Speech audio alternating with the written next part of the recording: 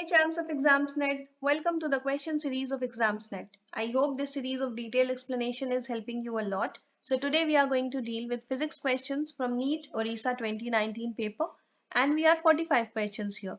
So let's start the session. The first question is from the chapter Electric Charges and Fields, and the question is two metal spheres, one of radius r and the other of radius 2r respectively, have the same surface charge density sigma. They are brought in contact and separated. What will be the new surface charge densities on them? Okay, so we have two metal spheres. This is the first one with radius r. This is the second one. This is 2r. Okay, and they have same surface charge density sigma. Now these two are brought in contact and then separated. So what will be the initial charge on the first one? It will be sigma into the surface area, that is 4 pi r square. Okay. Similarly, the charge on the other one, Q2, will be equal to sigma into 4 pi 2r square, right? So it will be 16 pi r square sigma, and this side 4 pi r square sigma. Now what will be the potential on the first one? It will be k q by q1 by r, and the potential on the second one will be k q2 by 2r, right? And after they are brought in contact, V1 dash, that means the new potential will be k q1 dash by r, and the new potential on the second one will be, that is V2 dash will be k q2 dash by 2r. Okay, now we know that after these two are brought in contact, the potential will become equal on both. That means V1 dash will become equal to V2 dash. Okay, so k is on both sides, so cancelled. R is on both sides, cancelled. So we can say that q1 dash is equal to q2 dash by 2.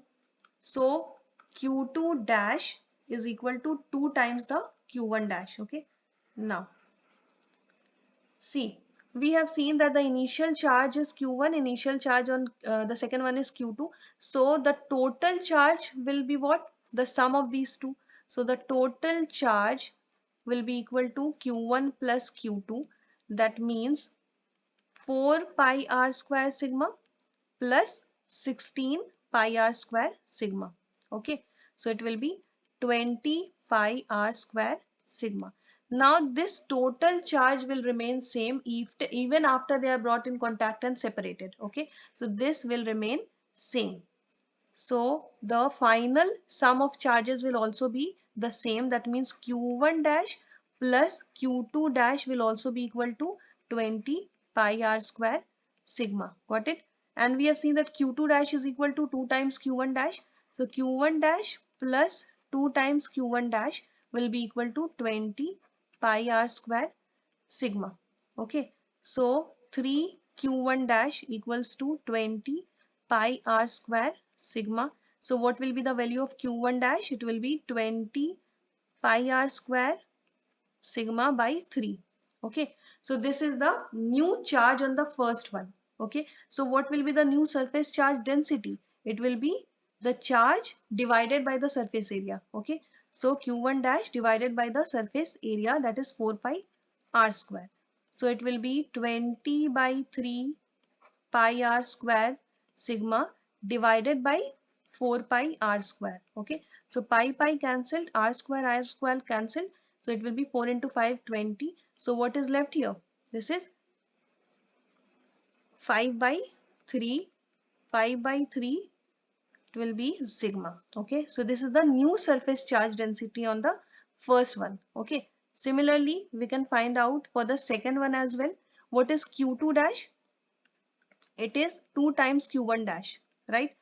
That means it is 2 into 20 pi r square sigma by 3. Okay, so it is 40 pi r square sigma by 3. So what will be the new surface charge density? Sigma 2 will be, the new surface charge density will be equal to q2 dash divided by 4 pi 2r square. Okay, so that means 40 pi r square sigma by 3, and this side we have 4 pi into 2r square. So on solving this, we'll get 5 by 6 sigma. Okay, pi will be cancelled, r square will be cancelled. Okay, so we'll get 5 by 6 sigma.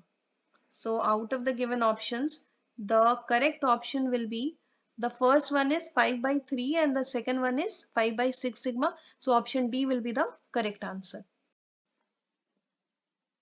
Question number 2 is from the chapter Oscillations, and the question is the distance covered by a particle undergoing simple harmonic motion in one time period is, amplitude is given as capital A. Now distance is asked here, don't confuse it with the displacement, because in case of distance only magnitude is considered, whereas in displacement direction is also considered. Now what happens in one time period in case of simple harmonic motion? Suppose this is the mean position of a pendulum. Now it will move towards one side. Suppose this is the amplitude capital A, then it will come back to the mean position, then it will move to the other side, and then it will again come back, right? So in one time period,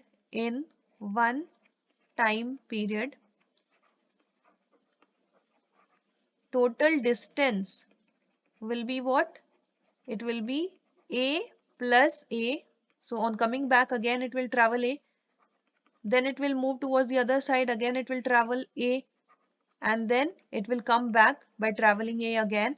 So the total distance covered will be 4A, right? So option D will be the correct answer.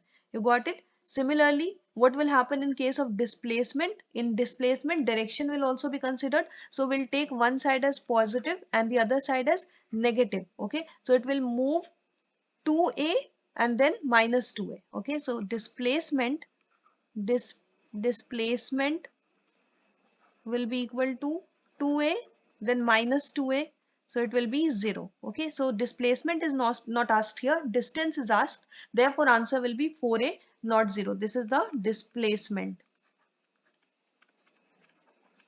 I hope you understood this. Alright, now question number 3 includes concept from gravitation as well as oscillations. And the question is, a mass falls from a height small h and its time of fall small t is recorded in terms of time period capital T of a simple pendulum. On the surface of Earth, it is found that small t is equal to 2 times capital T. Then the entire setup is taken on the surface of another planet whose mass is half of that of the Earth and radius is same. Then the same experiment is repeated and corresponding times noted as small t dash and capital T dash. Okay, so we know that in case of a free fall, height is given as half gt square, right? So that means t square is equal to 2h by g. Now what will be the value of t? It will be equal to under root 2h by g. Okay. So we have on the surface of the earth, this small t is equal to 2 times capital T, right? On the surface of the earth. And we know that small t is equal to under root 2h by g. That is equal to 2 times time period of simple pendulum, that means 2 pi into under root L by G. Okay, this is the formula for time period of simple pendulum. So this is equation number 1 for the surface of the earth. Okay, now what will happen when the same experiment is repeated on another planet? See, we know that small g on the earth is given as capital Gm by r square, where m is the mass of the earth. Okay, so this is the value of acceleration due to gravity on the surface of earth. Now what will be the acceleration due to gravity on another planet? It is equal to g m by 2, because it is given in the question that mass of the other planet is half of the mass of the earth. Okay, and radius is same, so r square only.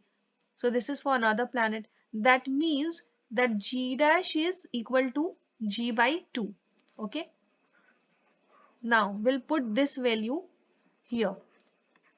When this entire setup is taken on the other planet, g will become what? G dash. Okay, so 2h by, it will become g by 2 equals to 2 into 2 pi under root again L by g by 2. Okay, because on the other planet the value of g has become g by 2.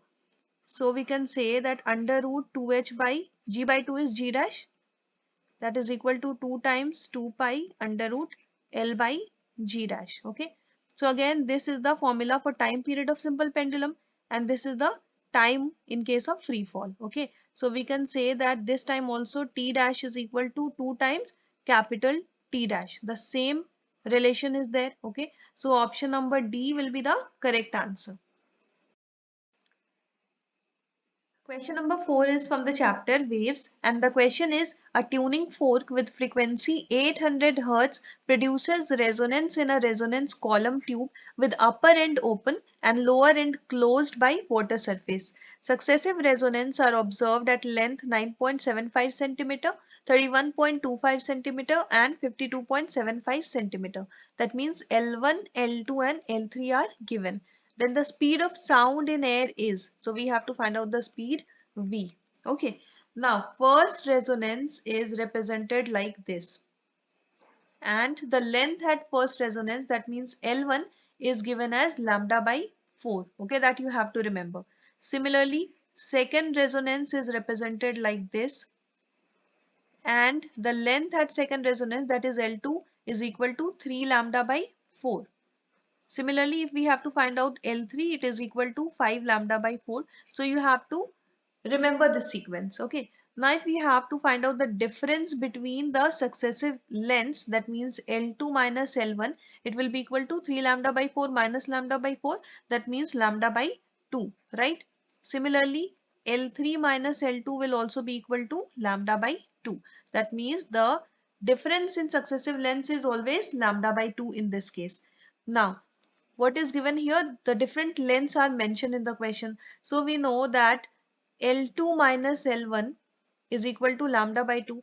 And here we can use the data. In the question it is given that L2 is equal to 31.25 centimeter and L1 is equal to 9.75 centimeter. Okay. So L2 minus L1 will be equal to lambda by 2, and that is equal to this, on subtracting this we'll get 21.50. Okay. So 21.50 centimeter. Okay. Now if we have to write the lambda in terms of speed, because we have to find out the speed, then it will be equal to V by 2F. Okay. Because wavelength is equal to the speed divided by frequency. Okay. So V by 2F equals to 21.50 centimeter. Now we can find out the speed here. V is equal to 21.50 centimeter is there, and we have to use in meter, so we'll write 10 to the power minus 2. Okay. Into 2 times frequency, and what is frequency? It is equal to 800 Hertz according to the question. Okay. So on multiplying this, what will we get? We'll get 344, and the unit for speed will be meter per second. That means the correct option will be option number C, 344 meter per second. Question number 5 is from the chapter Systems of Particles and Rotational Motion, and the question is, an object flying in air with velocity 20 I cap plus 25 j cap minus 12 k cap suddenly breaks in two pieces whose masses are in the ratio 1:5. The smaller mass flies off with a velocity 100 I cap plus 35 j cap plus 8 k cap. Then the velocity of the larger piece will be. Okay. So it is given that the ratio of masses of the two fragments are 1:5. So if the mass of the smaller fragment is m, then the mass of the larger fragment will be 5m. Then what will be the mass of the original object? It will be 6m. Okay. M plus 5m, 6m. That means the mass of 6m has broken down into the fragments of masses m and 5m. Okay. Now the velocity vector of this original mass is given, the velocity vector of smaller mass is given, and we have to find out the velocity of the larger fragment. Okay. So we can use the law of conservation of momentum. So initial momentum P initial will be equal to final momentum P final according to the law of conservation of momentum, right? Conservation of momentum. Now what will be the initial momentum? The product of mass and velocity of the object. So mass into velocity mv will be equal to m1 v1, that means the momentum of the first fragment or the smaller fragment, plus m2 v2, that means momentum of the larger fragment. Okay. Now we have assumed that the mass of the object was 6m. So 6m into velocity of the object is given as 20 I cap plus 25 j cap minus 12 k cap, right? And this side, mass of the smaller fragment, we have assumed it is m, and velocity is given as 100 I cap, 100 I cap plus 35 j cap plus 8 k cap. And what is the mass of the larger object, larger fragment? It is 5m, and velocity is unknown, so we have to find out the vector v2, right? Now if we take m common this side on the right side, then m will be cancelled. So what will be left? This side will multiply 6 with this velocity vector. So we'll get 120 I cap plus 6 into 25 will be what? It is 150. So 150 j cap minus 12 into 6, 72 k cap. Okay.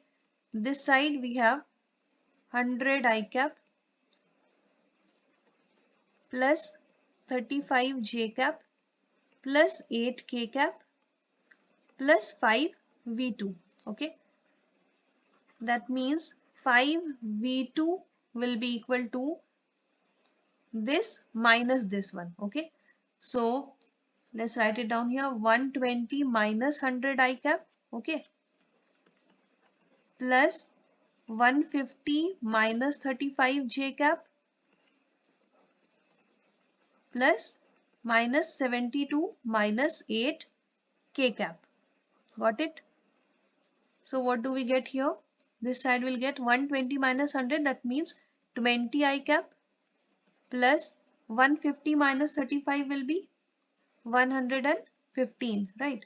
115 j cap plus minus minus plus and sign will be minus. So here we'll get minus 72 plus 8 will be 80. So 80 k cap. Okay, this is the value of 5 v2. So what will be the value of v2? Vector v2 will be equal to this divided by 5. That means 20 divided by 5 will be 4. So 4 I cap plus 115 divided by 5 will be 23. 23 j cap. And this side we have minus sign. 80 divided by 5 will be 16 k cap. Okay. So this is the value of the velocity of the larger fragment, that is vector v2. Okay. That means which option will be the correct one? The first one, 4 I cap plus 23 j cap minus 16 k cap. So option A will be the correct answer. Question number 6 is from the chapter Thermal Properties of Matter, and the question is: an object kept in a large room having air temperature of 25 degrees Celsius takes 12 minutes to cool from 80 degrees Celsius to 70 degrees Celsius. Then the time taken to cool for the same object from 70 degrees Celsius to 60 degrees Celsius would be nearly. Okay, so we have two conditions here. In the first condition, the object has to cool from 80 degrees Celsius to 70 degrees Celsius, and in the second condition it has to cool from 70 degrees Celsius to 60 degrees Celsius. Okay, so let's write down the conditions. This side condition 1, this side condition 2. Okay, so in condition 1, first of all we'll write down the formula that we have to use here, that is T1 minus T2 divided by time T. That means rate of change of temperature will be equal to a constant K into T1 plus T2 by 2. That means average of these temperatures minus Ts. Okay, so this is the air temperature. Okay, air temperature. Now the air temperature is mentioned in the question. T1 and T2 are also mentioned, and time is also mentioned. Okay, so T1 in the first condition is 80 degrees Celsius, T2 is 70 degrees Celsius. Time is given as 12 minutes. Constant K has to be determined here. Okay, T1 plus T2 by 2, that means 80 plus 70 by 2, that means 150 by 2.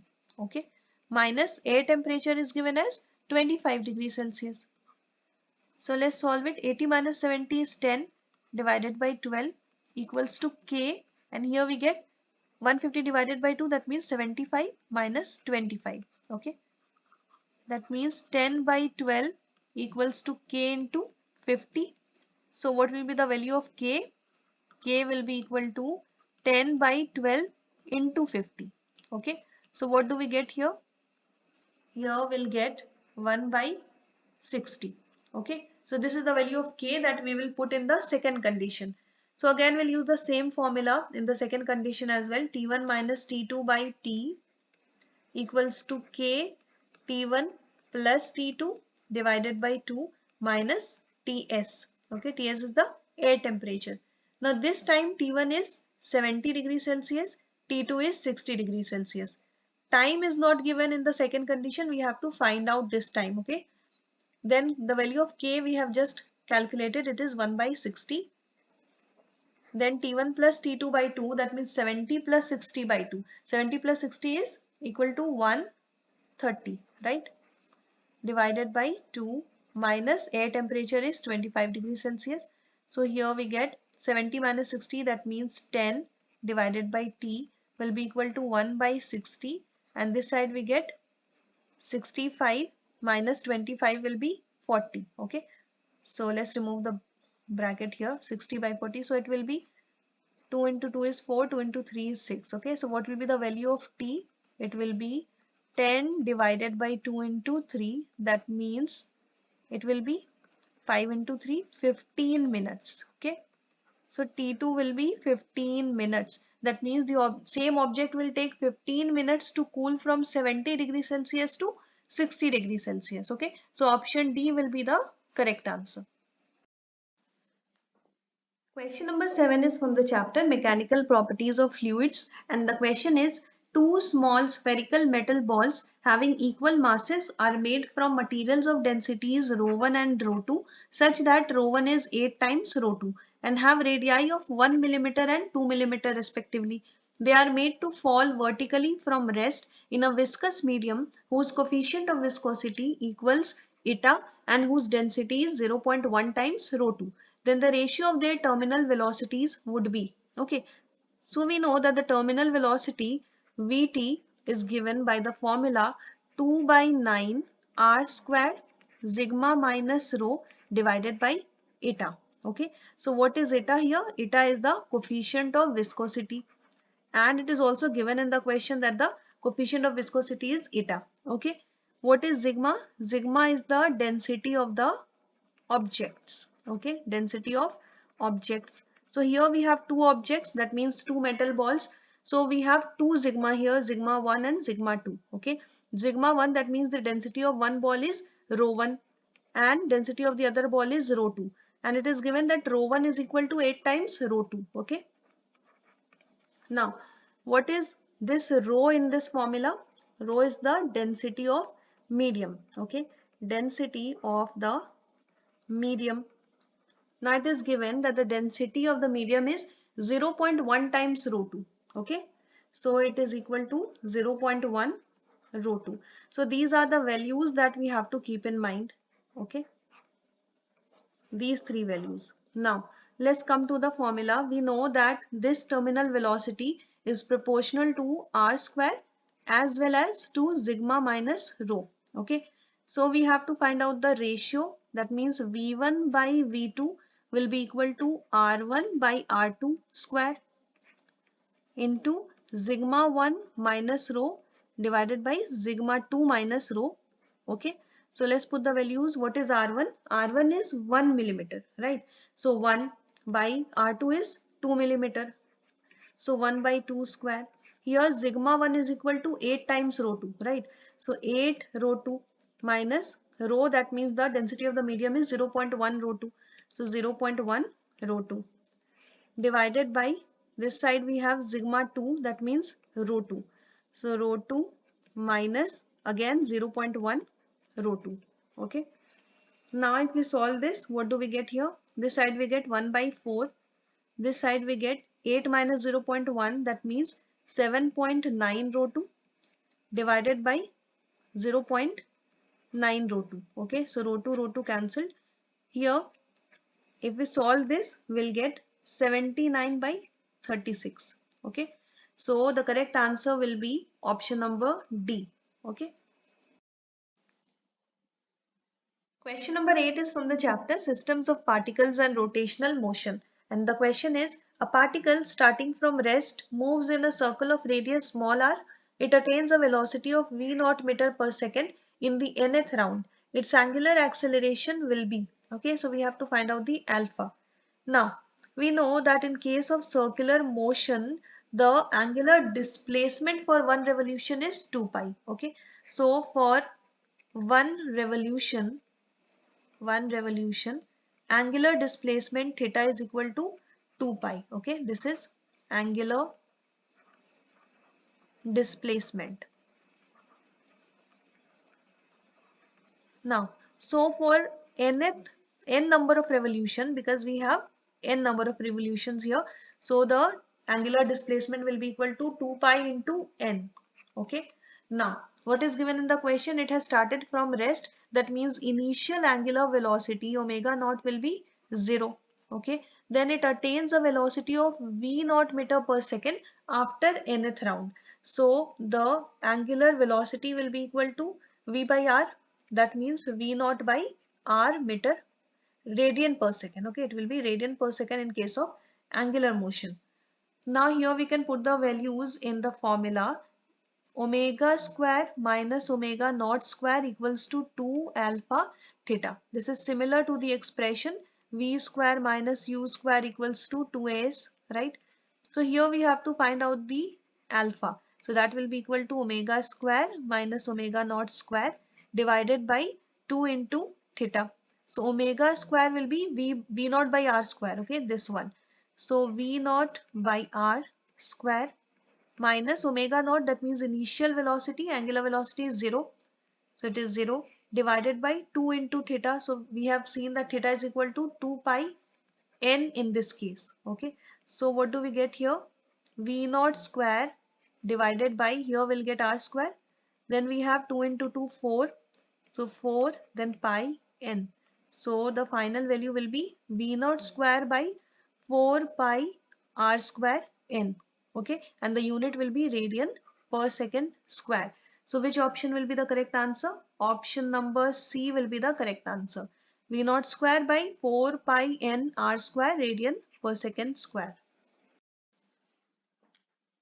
Question number 9 is from the chapter Laws of Motion, and the question is, a person standing on the floor of an elevator drops a coin. The coin reaches the floor in time t1 if the elevator is at rest, and in time t2 if the elevator is moving uniformly.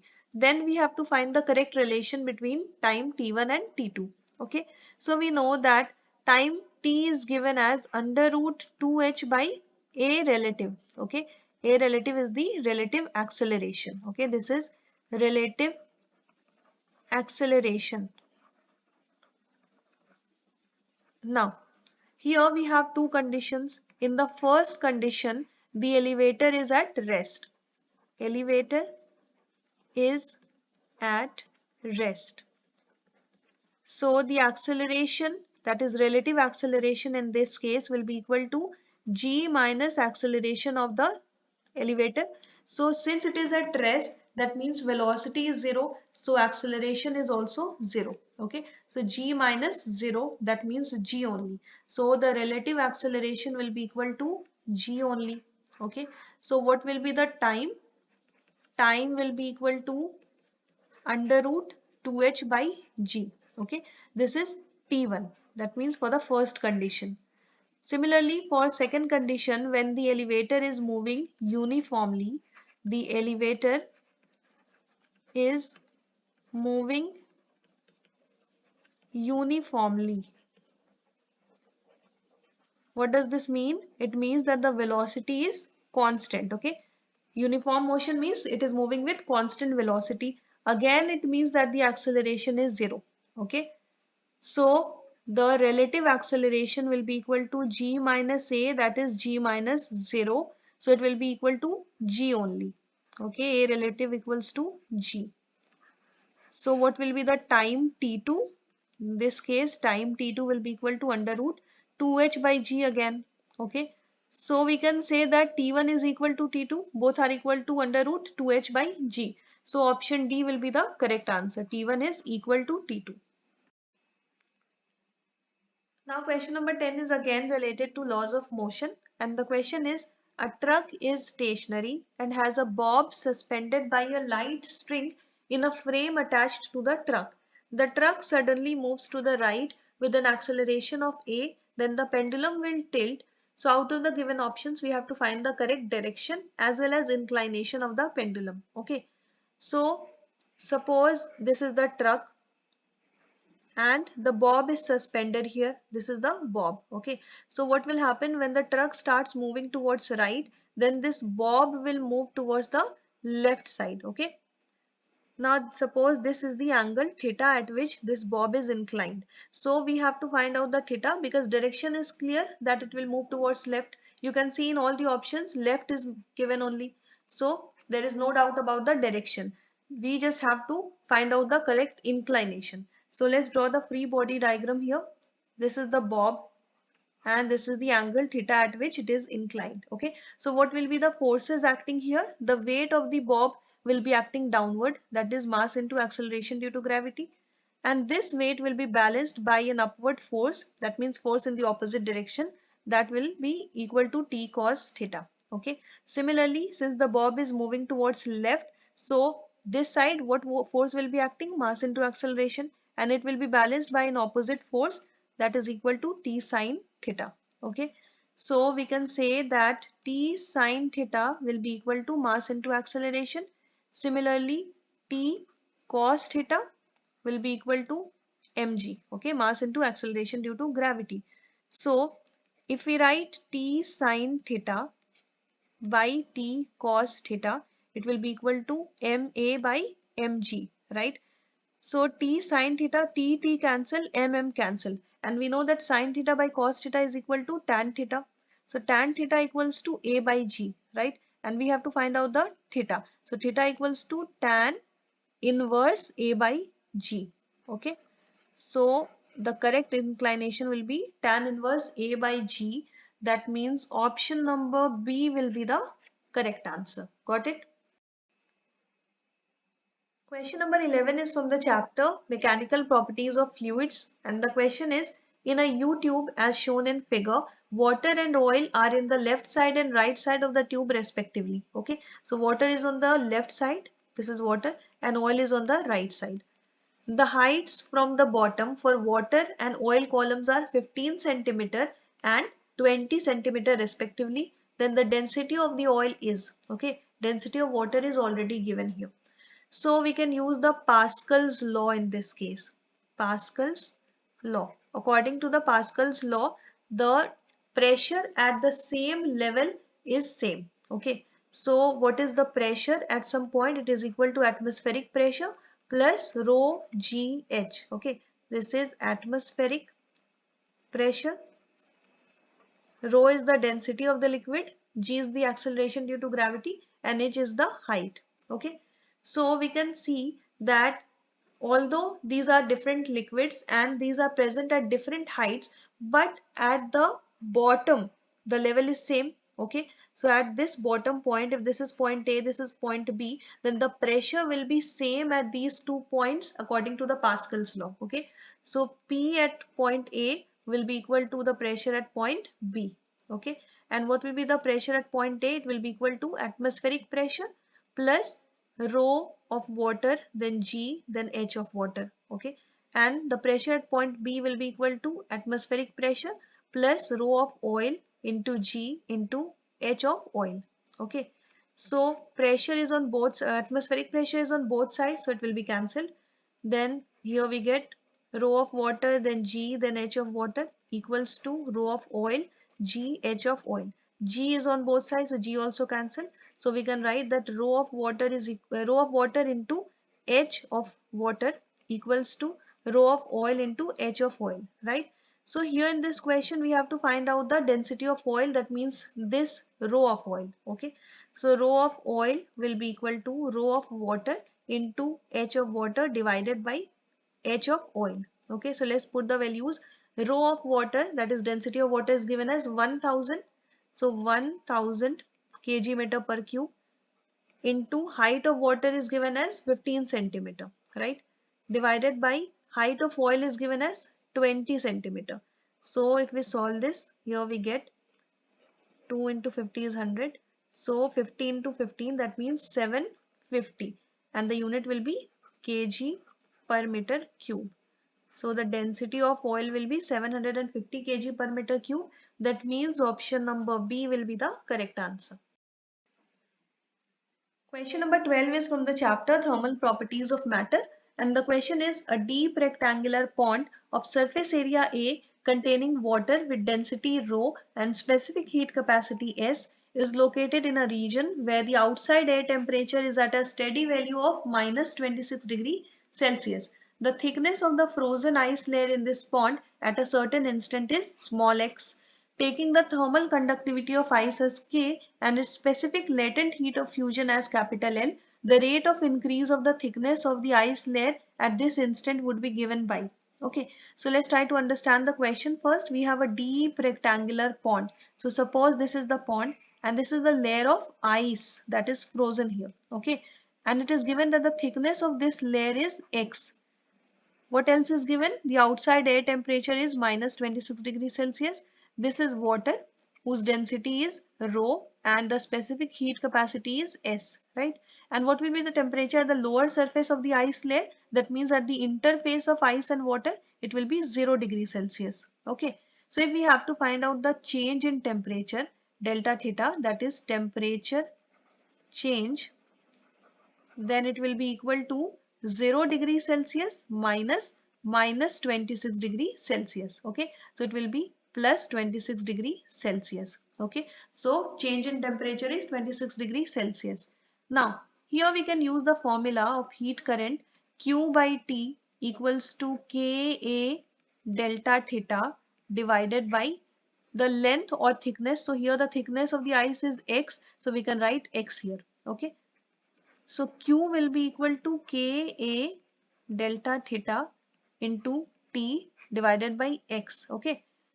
Now we can bring this T here on the denominator side. So we'll write Ka delta theta divided by X by T. Okay. So since this X, that means this thickness is changing with time. So it's better to write dx by dt. Okay. Now, we also know that heat is equal to the product of mass and latent heat of fusion. So, m into L can be written here equals to Ka, and delta theta is the change in temperature. So, we have seen that it is 26 degrees Celsius. Okay. A is the area. Okay. Divided by dx by dt. Now, mass is not given. So, we know that mass is equal to density into volume. Okay, so we can write here density into volume, and also volume is not given, so in place of volume we can write the area into thickness. Okay, so area into thickness is x, so in place of mass we'll write rho into a into x, and then latent heat of fusion is there equals to ka into 26 divided by dx by dt. Okay, so A is on both sides, so area is cancelled, and we have to find out the dx by dt. So dx by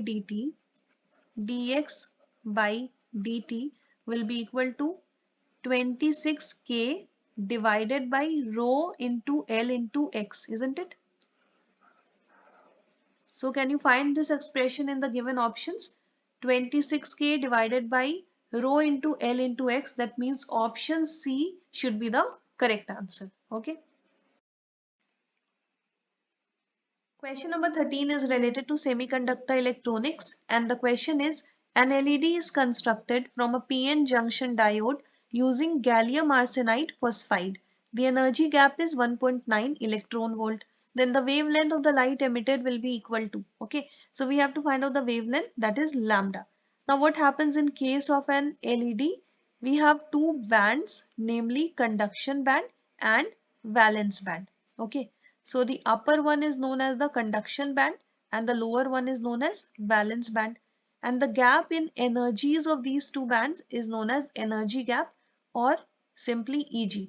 Okay, so what happens? The free electrons present in the conduction band undergo transition to move to the valence band. Okay, and during this transition, light is emitted which has same energy, that is equal to Eg.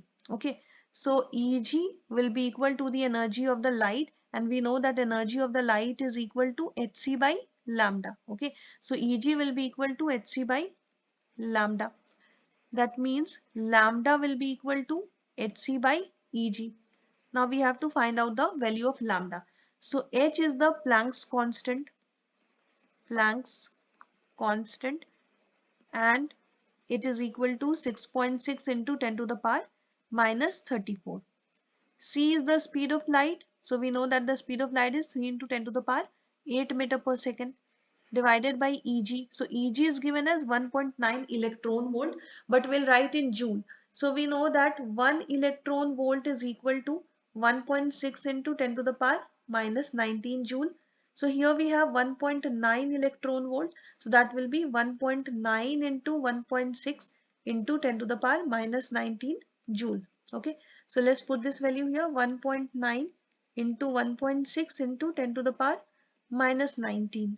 Now if we solve it, we'll get almost 6.53 into 10 to the power minus 7. Okay. So if we remove this decimal from here, we can write 653 into 10 to the power minus 9 or 653 nanometer. Okay. Now here the closest value given in the options is 654 nanometer. So it will be the correct answer.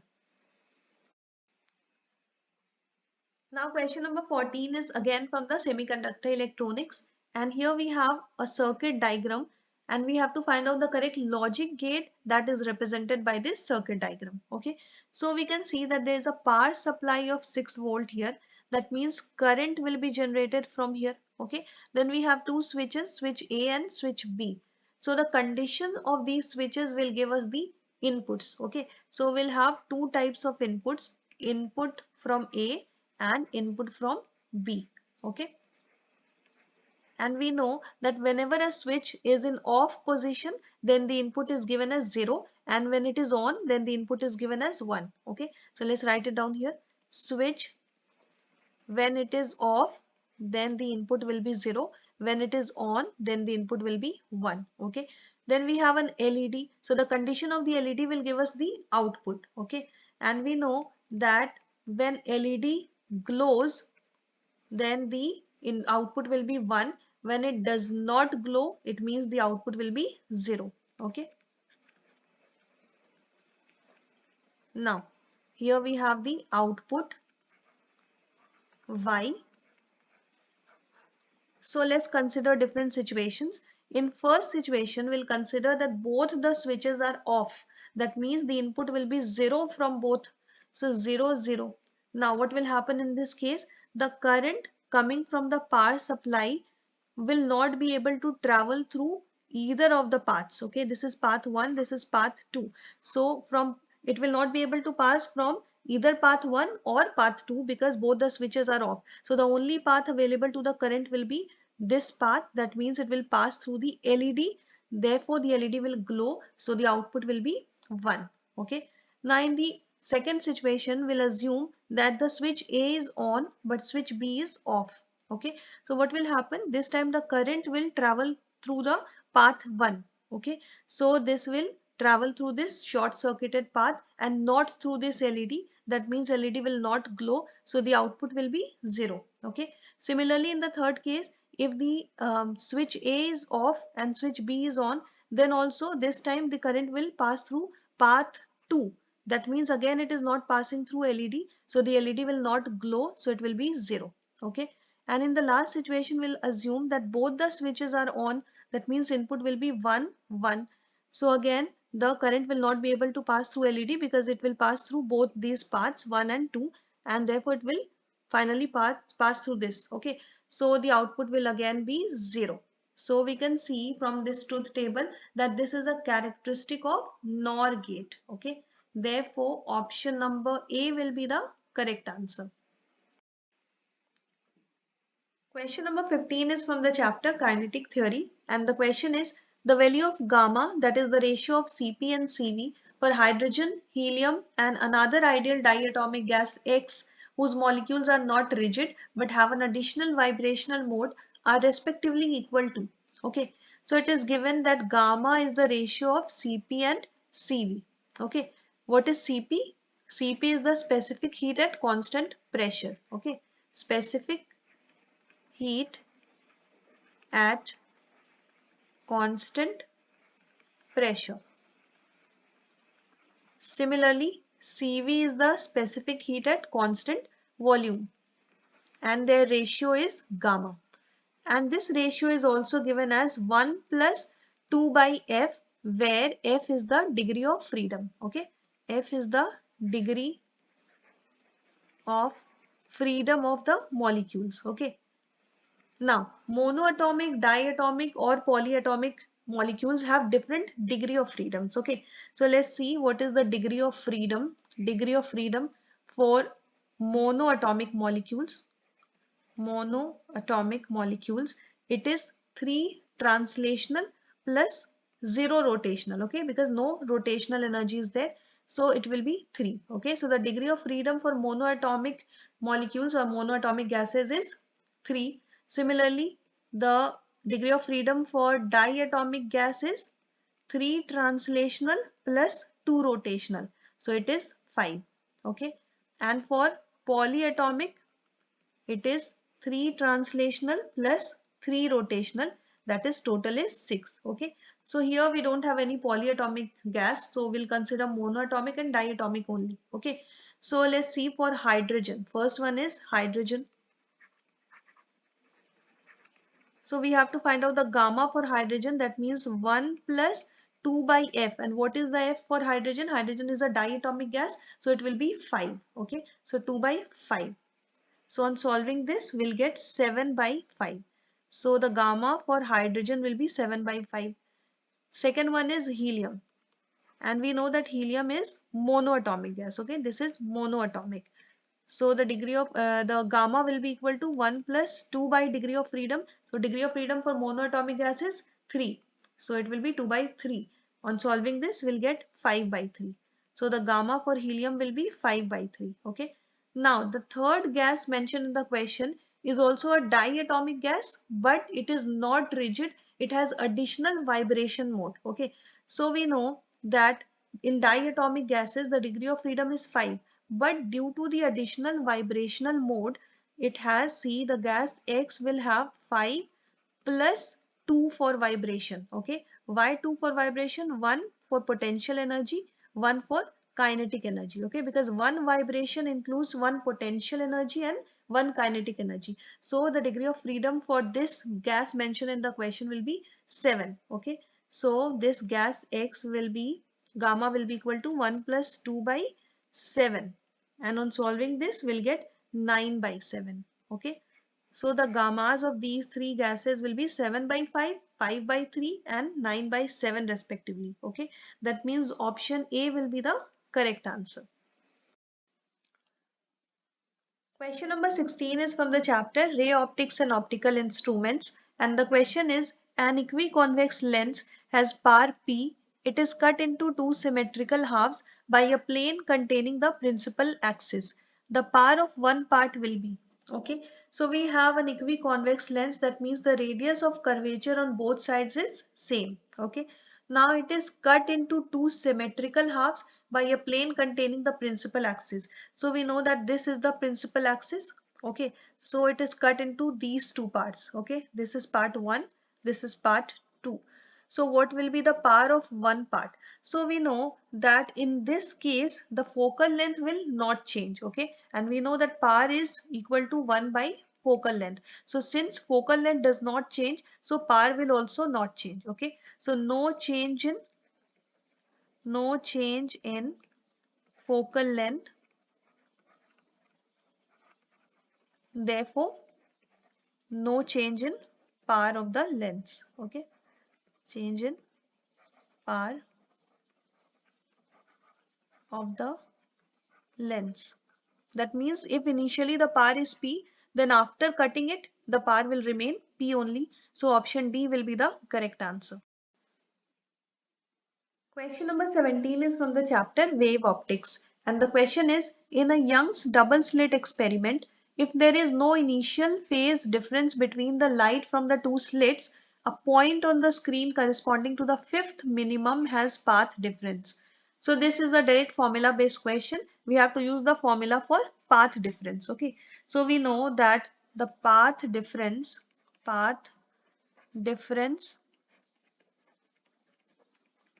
for nth minima is given as 2n minus 1 into lambda by 2. Okay. So n is the number of minima. That means here it is given in the question fifth minima. Okay. So n will be equal to 5 in this case. So let's put the value 2 into 5 minus 1 lambda by 2. So 2 into 5 is 10. 10 minus 1 is 9. So it will be 9 lambda by 2. Okay. So the correct option will be option number C, 9 lambda by 2. Question number 18 is from the chapter Ray Optics and Optical Instruments, and the question is a double convex lens has focal length 25 centimeter. The radius of curvature of one of the surfaces is double of the other. Find the radii if the refractive index of the material of the lens is 1.5. Okay. So what is given here? The radius of curvature of one of the surfaces is double the other. That means if R1 is equal to R, then R2 is equal to 2R, right? And we know that the direction will be different for both. Okay, you can see one of them is taken as positive and the other is taken as negative. Okay, so it will be minus 2R.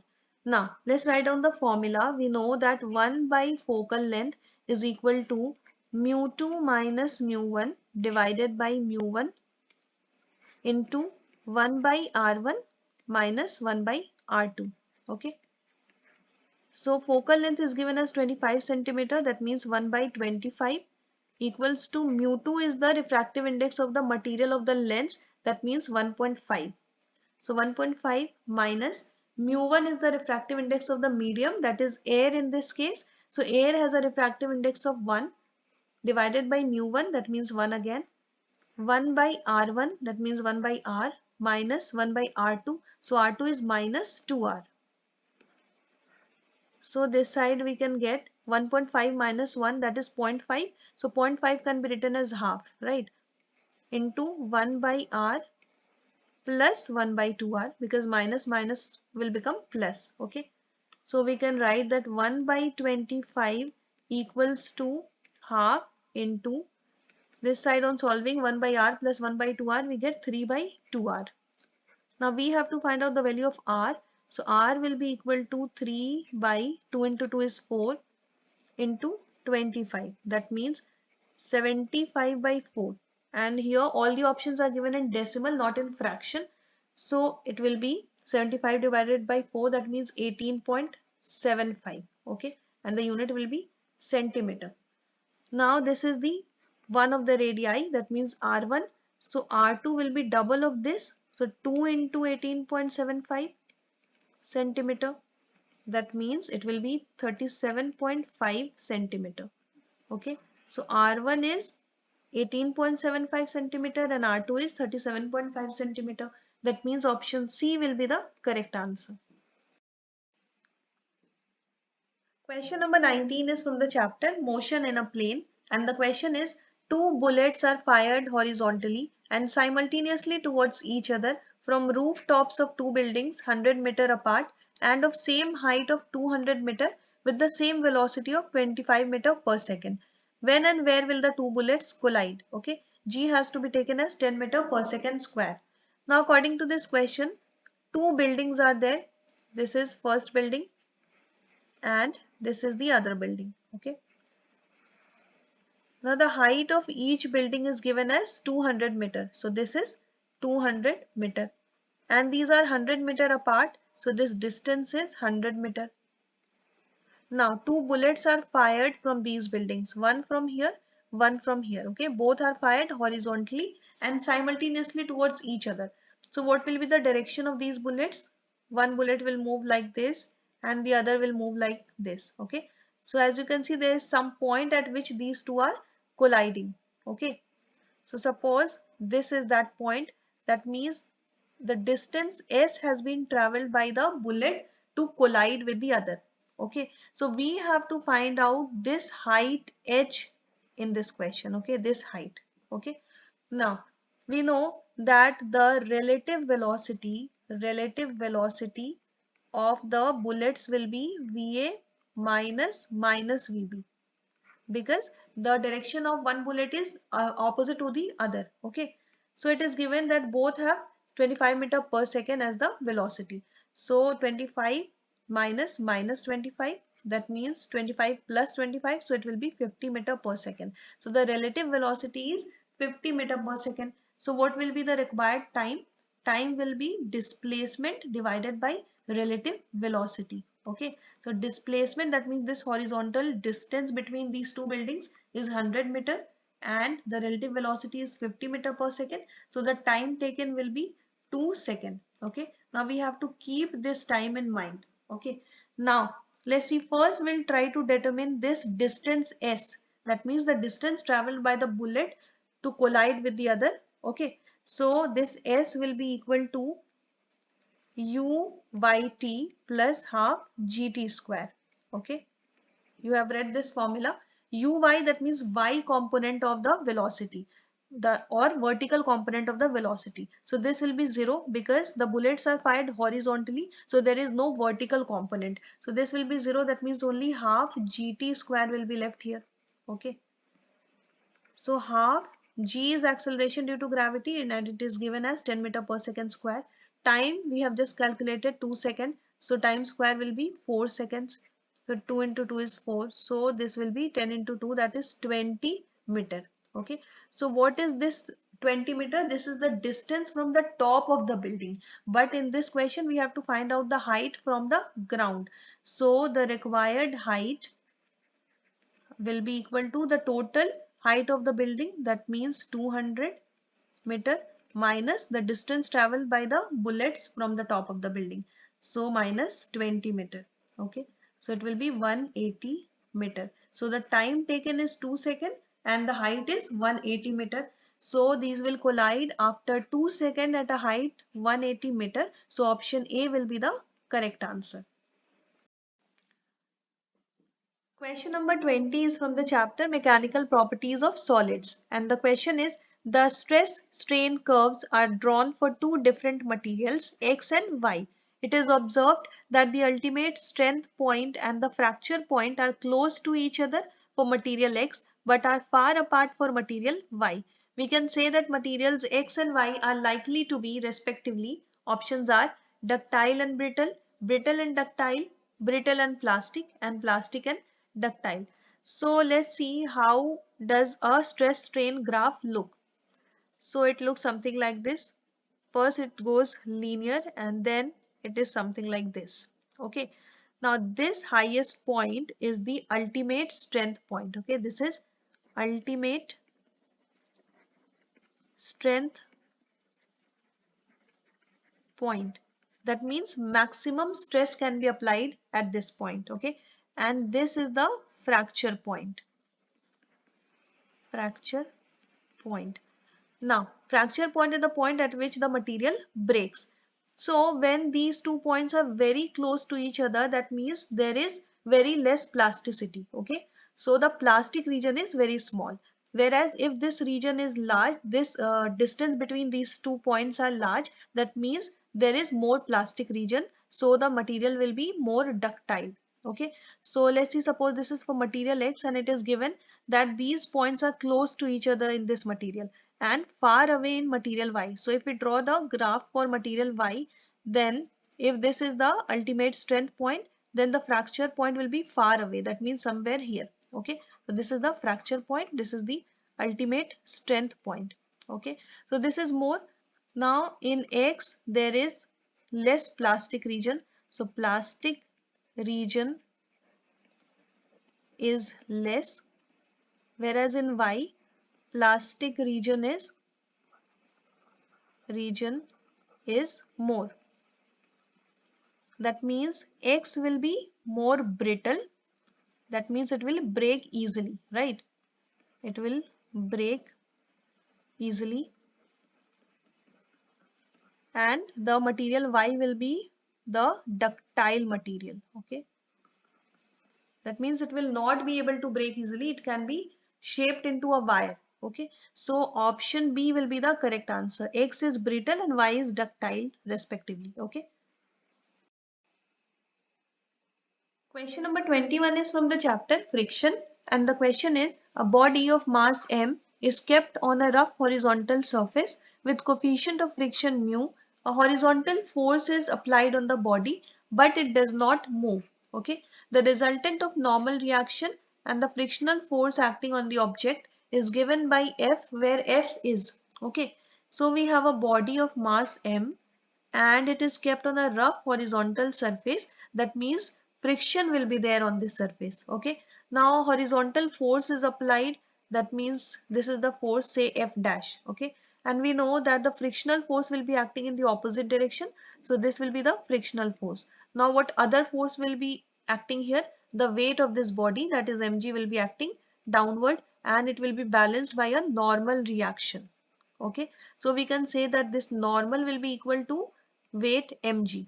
Okay, and which type of friction is this? Static friction, because the body is not moving yet. So we write frictional force equals to mu into n. Okay, and n is equal to mg, so it will be equal to mu into mg. Okay, now what is given in this question? The resultant of normal reaction, that means this one, and the frictional force, that means this one, acting on the object is given by F. So what is the angle between these two, normal reaction and frictional force? It is 90°, right? So in this case, how do we find the resultant? Resultant is equal to under root a square plus b square. So here one is frictional force and the other is normal reaction. So it will be the under root square of frictional force plus square of normal. Okay, so we have seen that normal, the frictional force is equal to mu into mg, so it will be mu into mg square plus normal is mg, so mg square, right? And this is equal to force F. Okay, it is given in the question, so we have to find out the value of F. So let's solve this. Under root mu square m square g square, mu square m square g square plus mg square, that means m square g square. Okay, so we can take m square g square out of the bracket, so it will come out as mg. So what will be left inside the bracket? It will be mu square plus 1, or we can write 1 plus mu square. Okay, so it is mg under root 1 plus mu square. So which of the options seem to be the correct one? Option number C. Okay, so F is less than or equal to mg under root 1 plus mu square. So option C is the correct answer. Question number 22 is from the chapter Work, Energy and Power. And the question is, a particle of mass 5m at rest suddenly breaks into its own into three fragments. Two fragments of mass m each move along mutually perpendicular direction with speed v each. The energy released during the process is. Okay, so it is given that we have a particle of mass 5m. Okay, it breaks into three fragments such that the mass of two fragments is same, that is m. Okay, so what will be the mass of the third one? It will be 3m. Okay, 5m minus 2m will be 3m. So now we know the mass of all the three fragments. Okay, and it is given that the two fragments of mass m each, that means these two move along mutually perpendicular direction. That means if the direction of the first one is along the x-axis, then the direction of the second one is along the y-axis, right? And they have the same speed v. Now let's assume this is the direction of the third fragment of mass 3m. Okay, so we don't know this direction and we don't know the velocity as well, the speed as well. So let's assume it is v dash. Okay, so first we'll try to find out the velocity or the speed of the third fragment. Okay, using the law of conservation of momentum. So according to the conservation of momentum, the total initial momentum will be equal to the total final momentum, right? So according to this, P initial will be equal to P final. And what is the initial momentum?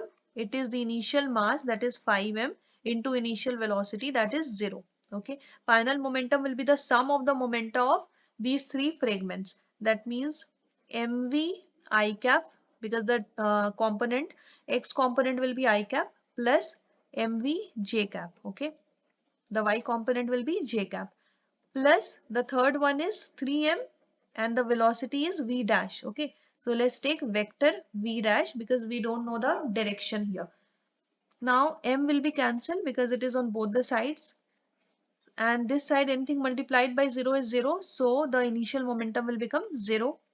And this side we have v I cap plus v j cap plus 3 vector v dash. Okay, so we have to find out this v dash, that means the velocity of the third one.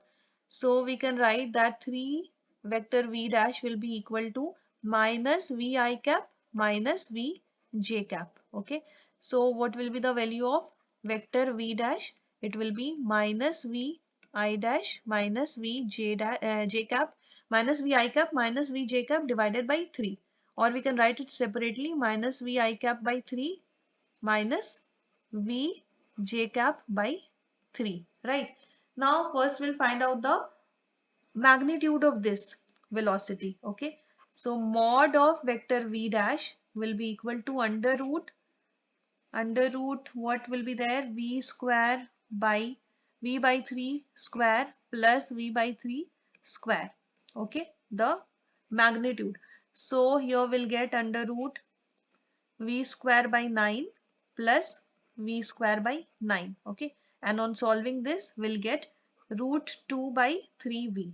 Okay, so this is the speed of the third fragment. So now we know the masses of all the three fragments as well as the speeds of these three fragments, so we can find out the kinetic energy now. So the total energy released or the kinetic energy released will be equal to the kinetic energies of all these three fragments. Okay, that means kinetic energy of the first one plus kinetic energy of the second one plus kinetic energy of the third one.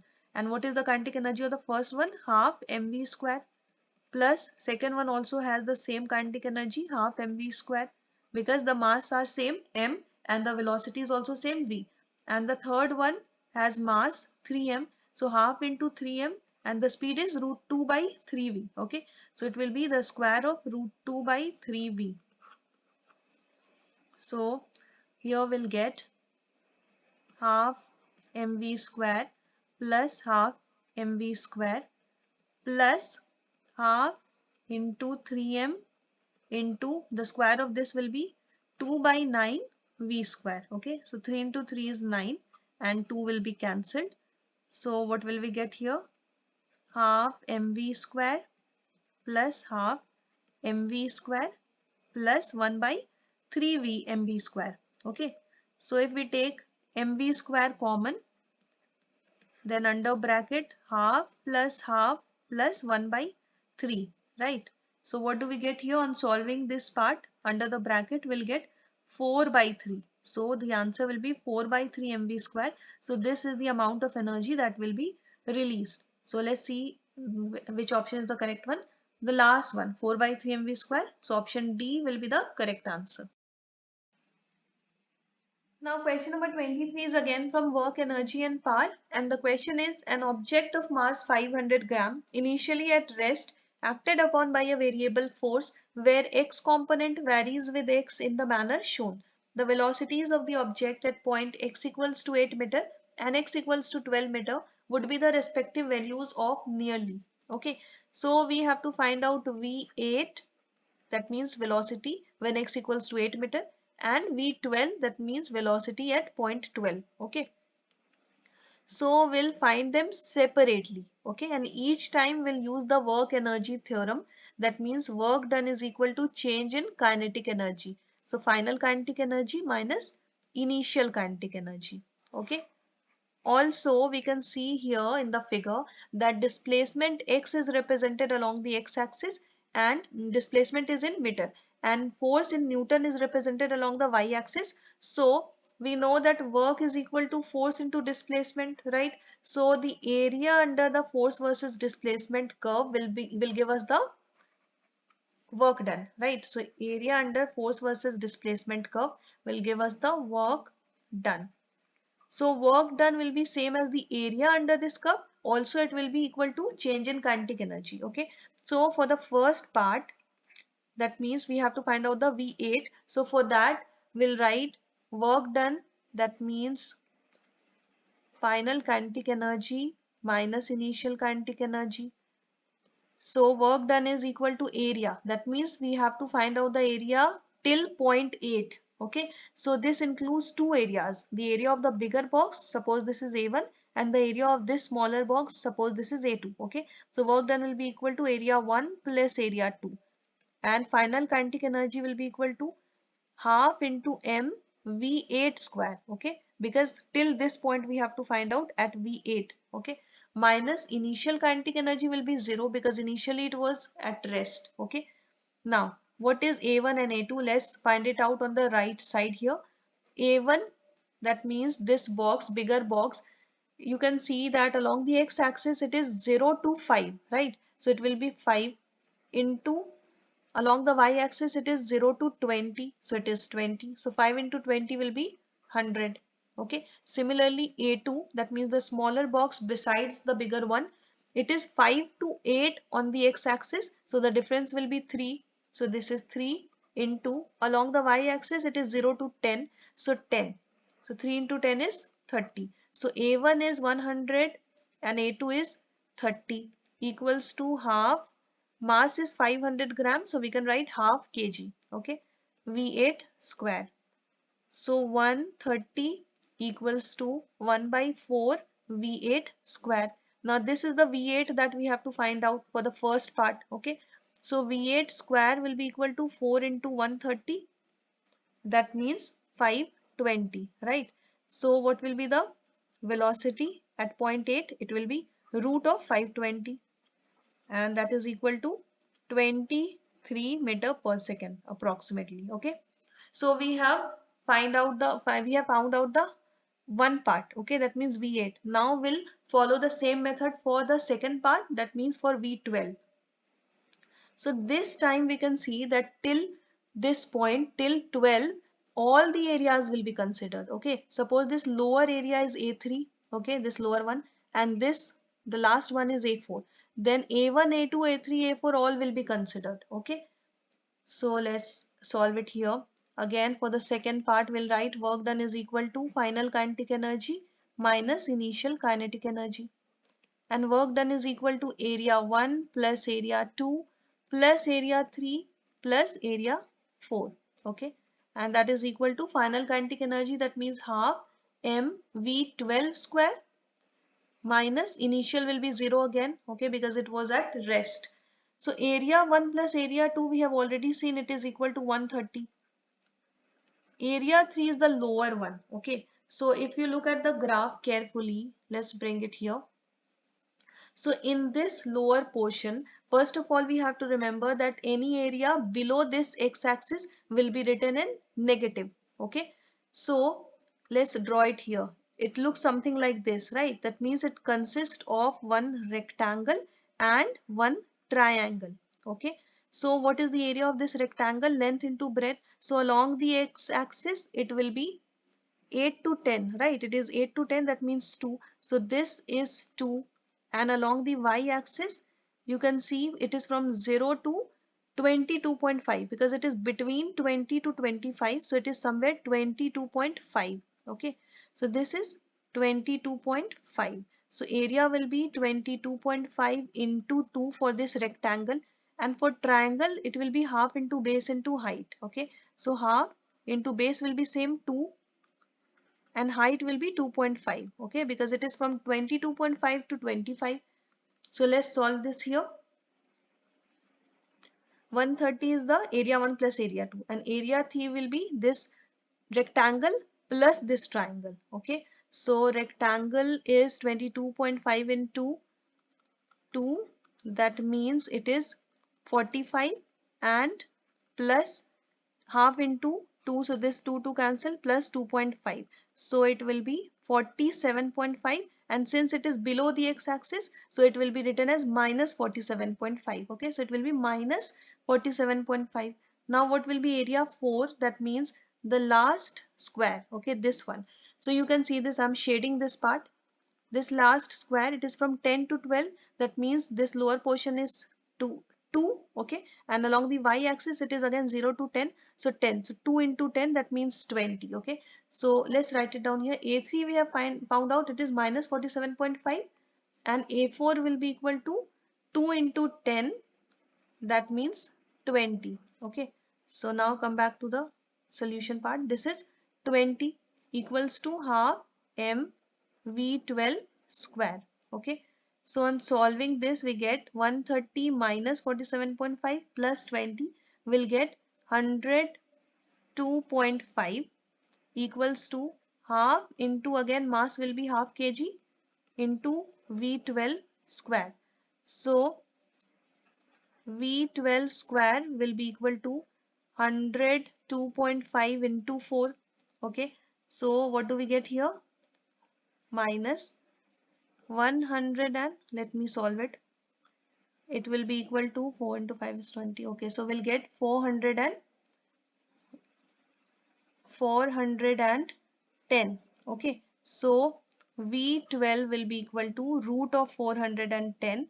That means 20.6 meter per second approximately. Okay, so the first velocity is 23 meter per second and the second one is 20.6 meter per second. Okay, so which answer will be the correct one? The third one, 23 meter per second and 20.6 meter per second. So option C is the correct answer. Question number 24 is from the chapter Systems of Particles and Rotational Motion, and the question is: a solid cylinder of mass 2 kg and radius 50 centimeter rolls up an inclined plane of angle of inclination 30 degree. The center of mass of cylinder has a speed of 4 meter per second. Then the distance traveled by the cylinder on the inclined surface will be, okay, g has to be taken as 10 meter per second square. So we have an inclined plane like this, and the angle of inclination is 30 degree, and a solid cylinder is rolling up with the speed of 4 meter per second. Okay, 4 meter per second is the speed of center of mass of this cylinder. So we have to find out the distance traveled by this cylinder on the inclined surface. That means this distance, suppose this is s. Okay, now if we complete this, then we can draw a similar triangle.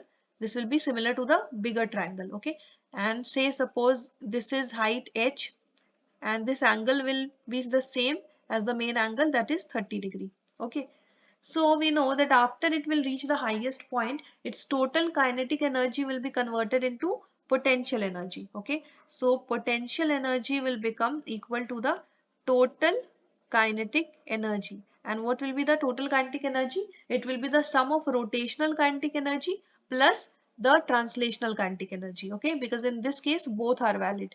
So potential energy is equal to mgh, and total kinetic energy, that means rotational plus translational. So rotational kinetic energy is equal to half I omega square, and translational kinetic energy is half mv square, right? So mgh equals to half, what is the value of I? We know that for solid cylinder, the value of I, that is moment of inertia, is equal to half mr square. Okay, r is the radius, so it will be half mr square into omega square plus half mv square. Okay, now this is r square omega square. We know that v is equal to omega into r, right? Because omega is equal to v by r. So v is equal to omega r. So omega square r square can be written as v square, right? So v square will be omega square r square. So in place of r square into omega square, we can write v square. So we can write mgh equals to 1 by 2, and 1 by 2 will be 1 by 4. Okay, into m, and this r square omega square is equal to v square. So 1 by 4 mv square plus half mv square. So mgh equals to, if we take mv square common, here we can write half 1 by 4 plus 1 by 2. Okay, so m cancelled, right? And gh equals to 1 by 4 plus 1 by 2 will be equal to 3 by 4. So 3 by 4 v square. Now we have to find out this h, height. Okay, so height will be equal to 3 by 4 v square by g. Okay, v is the velocity and it is given as 4 meter per second. So it is 3 by 4 into 4 square. So 4 into 4. G is acceleration due to gravity. So it has to be taken as 10 meter per second square. So on solving this, we will get 1.2 meter. Okay, so now we have not got the final distance, we have just got this height h. Okay, this height h. Now we can find out this distance s. This will be equal to, we know sine 30 degree will be equal to h by s. Okay, so in right angle triangle we can find out the angle like this. So sine 30 degree is what? Half. So half is equal to h by s. So h is 1.2 by s. So what will be the value of s? It will be 1.2 into 2. That means 2.4 meter. Okay, so it will travel the distance of 2.4 meter on the inclined plane. That means option D will be the correct answer. Question number 25 is from the chapter Moving Charges and Magnetism, and the question is two toroids 1 and 2 have total number of turns 200 and 100 respectively, with average radii 40 cm and 20 cm respectively. If they carry same current I, then the ratio of the magnetic fields along the two loops is. Okay, so we know that the magnetic field in a toroid, magnetic field, that is B, is given as mu naught Ni by 2 pi r. Okay, here what is N? N is the total number of turns. Number of turns. I is the current and r is the radius. Okay, mu naught by 2 pi is a constant. Now it is given that in the two toroids the current will be same. Okay, so the magnetic field B will vary with number of turns. It will be directly proportional to number of turns and inversely proportional to the radius. Okay, so if we have to find out the ratio of the magnetic fields, that is B1 by B2, then it will be equal to N1 by N2 into R2 by R1. Okay, so here number of turns is given and radii are also given. So number of turns are 200 in the first one and 100 in the second one. Then radii are 40 centimeter and 20 centimeter. That means R2 is 20 centimeter and R1 is 40 centimeter. Okay. So on solving this we get 4 by 4. That means 1 is to 1 will be the ratio. Okay. So option number A will be the correct answer. Now question number 26 is again from Moving Charges and Magnetism, and the question is a straight conductor carrying current I splits into two parts as shown in the figure. The radius of the circular loop is R, then the total magnetic field at the center P of the loop is. Okay, so we can see in this figure that as the conductor splits into two parts, current I also gets distributed as I1 and I2. Okay, I1 moves along the upper part and I2 moves along the lower part.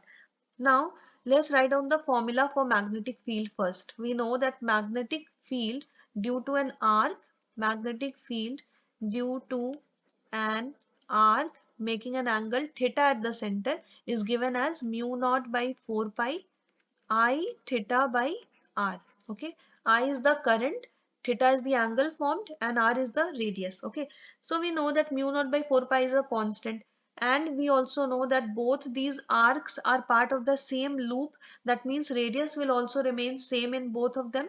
So we can say that mu naught by 4 pi r will remain constant. Okay, that means magnetic field B will be proportional to I and theta, and it will vary with these two. So if we have to find out the ratio of magnetic fields in the upper and the lower parts, that means B1 by B2, then it will be equal to I1 by I2 into theta 1 by theta 2, right? So let's find out the ratios of angles theta 1 and theta 2 and current I1 and I2 so that we can find out the ratio of magnetic field B1 and B2. Okay, so first of all, what will be the theta 1? Theta 1, that means the angle formed by the upper part. We are taking the upper part as first part and the lower part as the second part. Okay, so the angle formed by the upper part is the lower part is 90 degree. Okay, in this figure the angle formed by the smaller part is shown, so that means theta 2 is given as 90 degree, right? So here theta 2 is equal to 90 degree and we can write 90 degree as pi by 2. So what will be the angle formed by the upper part? That means the remaining angle will be equal to theta 1, and that is 360 degree minus 90 degree, or we can write 2 pi minus pi by 2. So it will be equal to 3 pi by 2. Okay.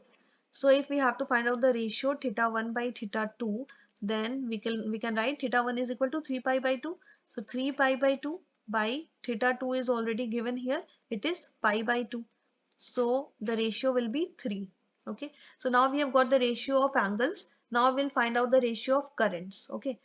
Now, how to find out the ratio of current? We know that current varies with resistance, and resistance depends on the length of the wire. Okay, so we can see that the upper part has a longer length and it will be 3 times the lower part. Okay, because the lower part is 1/4 of the total. Okay, so if the length of the lower part is L, then the upper part will have the length 3L.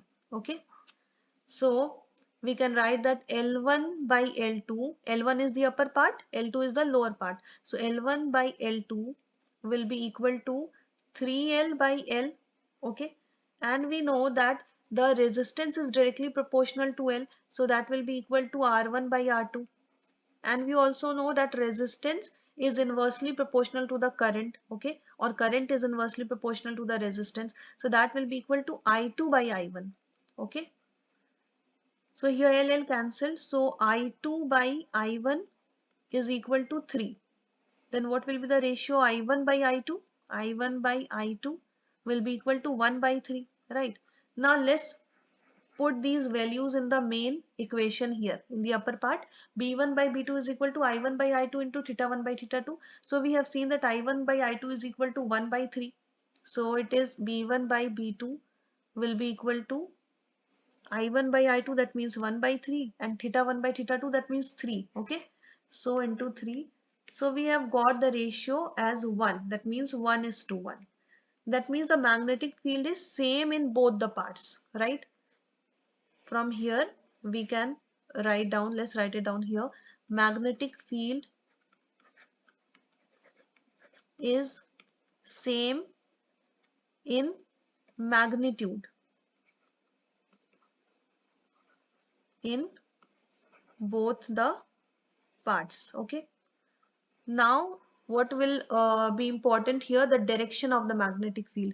We know that the direction of the magnetic field in the upper, due to the upper arc, will be inside, and the direction of the magnetic field due to the lower part will be outside.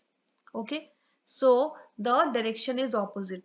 So although the magnitude is same, the direction is opposite. Okay. So magnetic field is opposite in direction. Opposite in direction.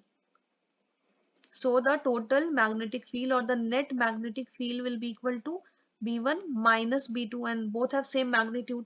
That means it will be 0. Therefore option A will be the correct answer. Okay.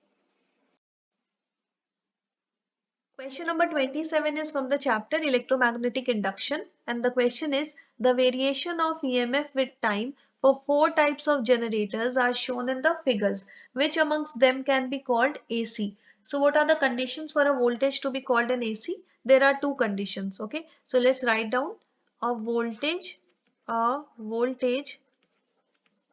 is said to be an AC when there is,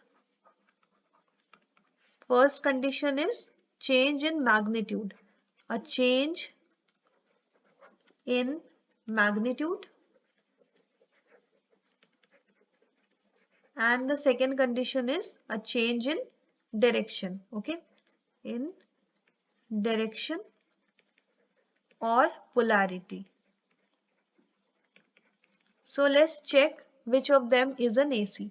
In the first one we can see that there is a change in magnitude as well as direction. Okay, some part is on the upper part on the positive, and the some parts, other parts are in negative. Okay, also magnitudes are changing, so this is AC.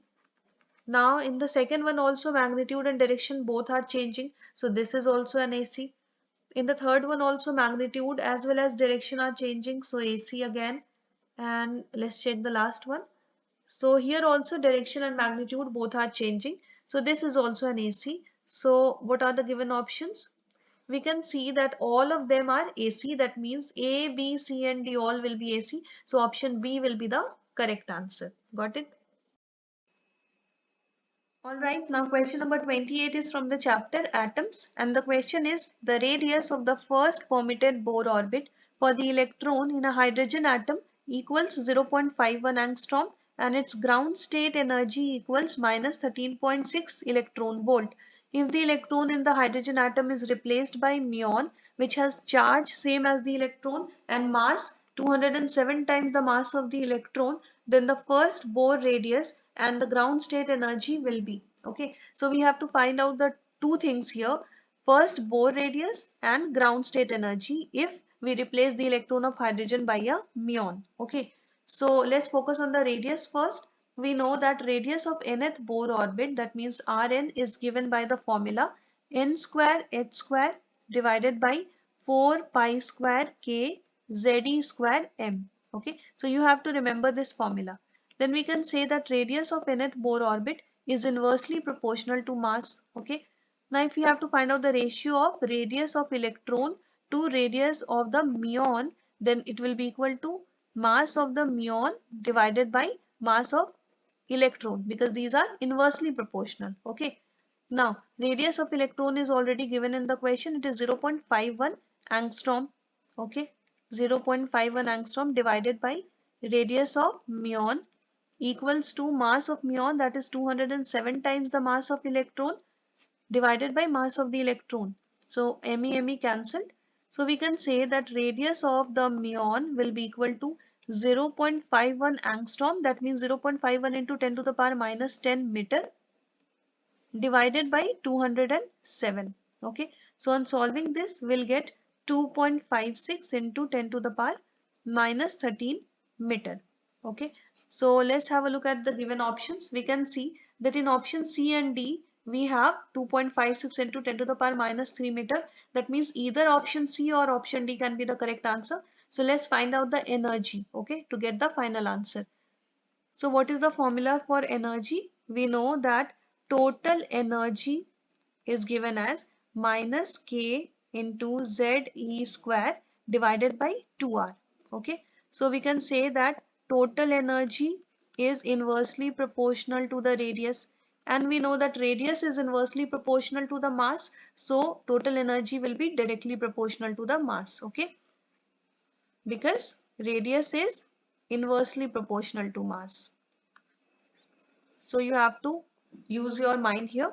Now we know that it is given in the question that total energy in case of electron is minus 13.6 electron volt. Okay, so total energy in case of electron divided by total energy in case of muon will be equal to mass of the electron by mass of the muon. Okay, because these are directly proportional. Now total energy in case of electron is minus 13.6 electron volt. Total energy in case of muon is unknown. Mass of the electron, that is Me, divided by mass of muon, that means 207 times the mass of electron. So mass of electron cancel. Now we can find out the total energy in case of muon. It will be equal to minus 13.6 electron volt into 207. Okay. So on solving this, we'll get 2815.2 electron volt. Okay, so we can write it as 2.8 kilo electron volt. Okay, keV. So which option will be the correct one? In option number C we can see K is missing here. It will be keV. So option C will be the correct answer. Question number 29 is from the chapter Current Electricity, and the question is the reading of an ideal voltmeter in the circuit shown is. Okay, so we can see here in this circuit the main potential difference of the circuit is 2 volt, and we have to find out the reading of this voltmeter V. Okay, that means if this is point A, this is point B, then we have to find out the potential difference between point A and point B. Okay, so for that, let's find out the effective resistance first. We can see we have two branches, the upper branch and the lower branch. In the upper branch, two resistances of 20 ohm and 30 ohm are connected in series. So the effective resistance of the upper branch will be 20 plus 30, that means 50 ohm. Similarly, the effective resistance of the lower branch will be 30 ohm plus 20 ohm, that means again 50 ohm. Okay. Now these two branches are in parallel combination. So the effective resistance of this circuit will be R1 into R2 by R1 plus R2. That means 50 into 50 by 50 plus 50. Okay. So it will be 2500 divided by 100. So the effective resistance will come out to be 25 ohm. Okay. So R effective of this circuit is 25 ohm. Now the potential difference is given 2 volt and we know that V is equal to I into R. So from here we can find out the value of current that will move in this circuit. Okay. So I will be equal to V by R and R will be R effective because we have many resistance here. So current will be equal to V is 2 volt, okay, as shown in the figure, and R effective is 25 ohm. So the total current will be 2 by 25 ampere, okay. This is the total current. Now this total current will be distributed between the upper branch and the lower branch, okay. It will start moving from here, current I, then it will reach this junction and then get distributed in the upper and lower branch as current I1 and I2. Okay. So we have to find out the value of I1 and I2. Okay. Now we know that the upper branch and the lower branch are in parallel combination. Okay. So let's write it down here. Upper branch is in parallel combination with the lower branch. Okay. That means the potential difference will remain constant because in parallel combination the potential difference remains constant. Okay. So I into R will remain constant. So what will be the relation between the current I and the resistance R? I will be inversely proportional to the resistance. Okay. That means I1 by R2 will be equal to R2 by R1. Okay. R2 by R1. R2 is the resistance of the lower branch and R1 is the resistance of the upper branch. Okay. This is R1 and this is R2. So here we have seen that we have same resistances in the upper branch and the lower branch, that is 50 ohm each. Okay. So it will be 50 divided by 50. So the ratio will be 1:1. That means the total current will be distributed equally between the upper branch and the lower branch. Okay. So I1 will be equal to half of 2 by 25 ampere. That means 1 by 25 ampere. Okay. Or we can say 0.4 ampere. Okay. Similarly, I2 will also be equal to half of 2 by 25 ampere. That means 1 by 25 ampere. Okay. So now we have got the value of I1 and I2 both. What we have to find out here, we have to find out the potential difference between point A and point B. So let's draw this. This is point A, this is point B. Okay. And here we have a potential difference. Now, if we look at the left side here, we can take any one side. So this is 20 ohm resistance on the left side. Then here we have 30 ohm resistance. Okay. 30 ohm resistance. We are ignoring the right hand side. Okay. Now the current enters from this side. Okay. So current will enter from left side to right side. So this will be plus sign. This will be minus sign. Similarly, here we have plus sign and minus sign. Okay. Now what we'll do, we'll move from point A to point B. Okay. Like this. Okay. To find out the potential difference between point A and point B. Right. So let's start from point A. So VA, potential difference at point A. Now we come to this part. Here we have current I1 and I1 is 1 by 25. That means 0.04 ampere. Okay. Now in the lower branch also we have current I2 that is also equal to 0.04. Why? Because we have 1 by 25 ampere in each and 1 by 25 ampere is equal to 0.04 ampere. Okay. Therefore 0.04 ampere in both the branches. Now potential difference at point A is VA plus, because we have entered this part, so it will be I1 into R1 Then we come to the lower branch, it is this point. So from this minus sign we are coming out. That means it will be minus I2 into R2, and then we'll reach the point B. Okay. So VA plus I1 in the upper branch, the current is 0.04 ampere into the resistance is 20 ohm, minus in the lower branch current is 0.04 ampere and the resistance is 30 ohm, and then we'll reach point B, then it will be equal to VB. Okay, so VA plus 0.04 into 20 will be 0.8, minus 0.04 into 30 will be 1.2. Okay, so that will be equal to VB. Now we have to find out the potential difference between A and B, that means VA minus VB. So that will be equal to 1.2 minus zero point 0.8. Okay, so on subtracting this we'll get 0.4. Okay, so this potential difference is equal to 0.4 volt. That means the correct option will be option number D, 0.4 volt. Okay. Question number 30 is again related to current electricity, and the question is the meter bridge shown is in balanced position with P by Q equals to L1 by L2. If we now interchange the positions of galvanometer and cell, will the bridge work? If yes, what will be the balance condition?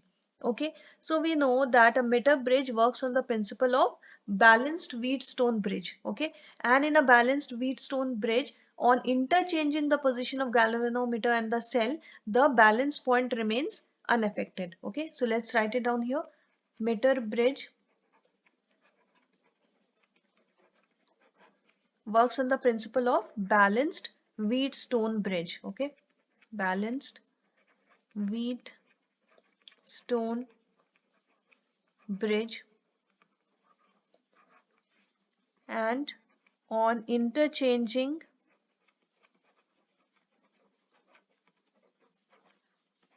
the positions of galvanometer and the cell, balance point remains unaffected. Okay, balance point remains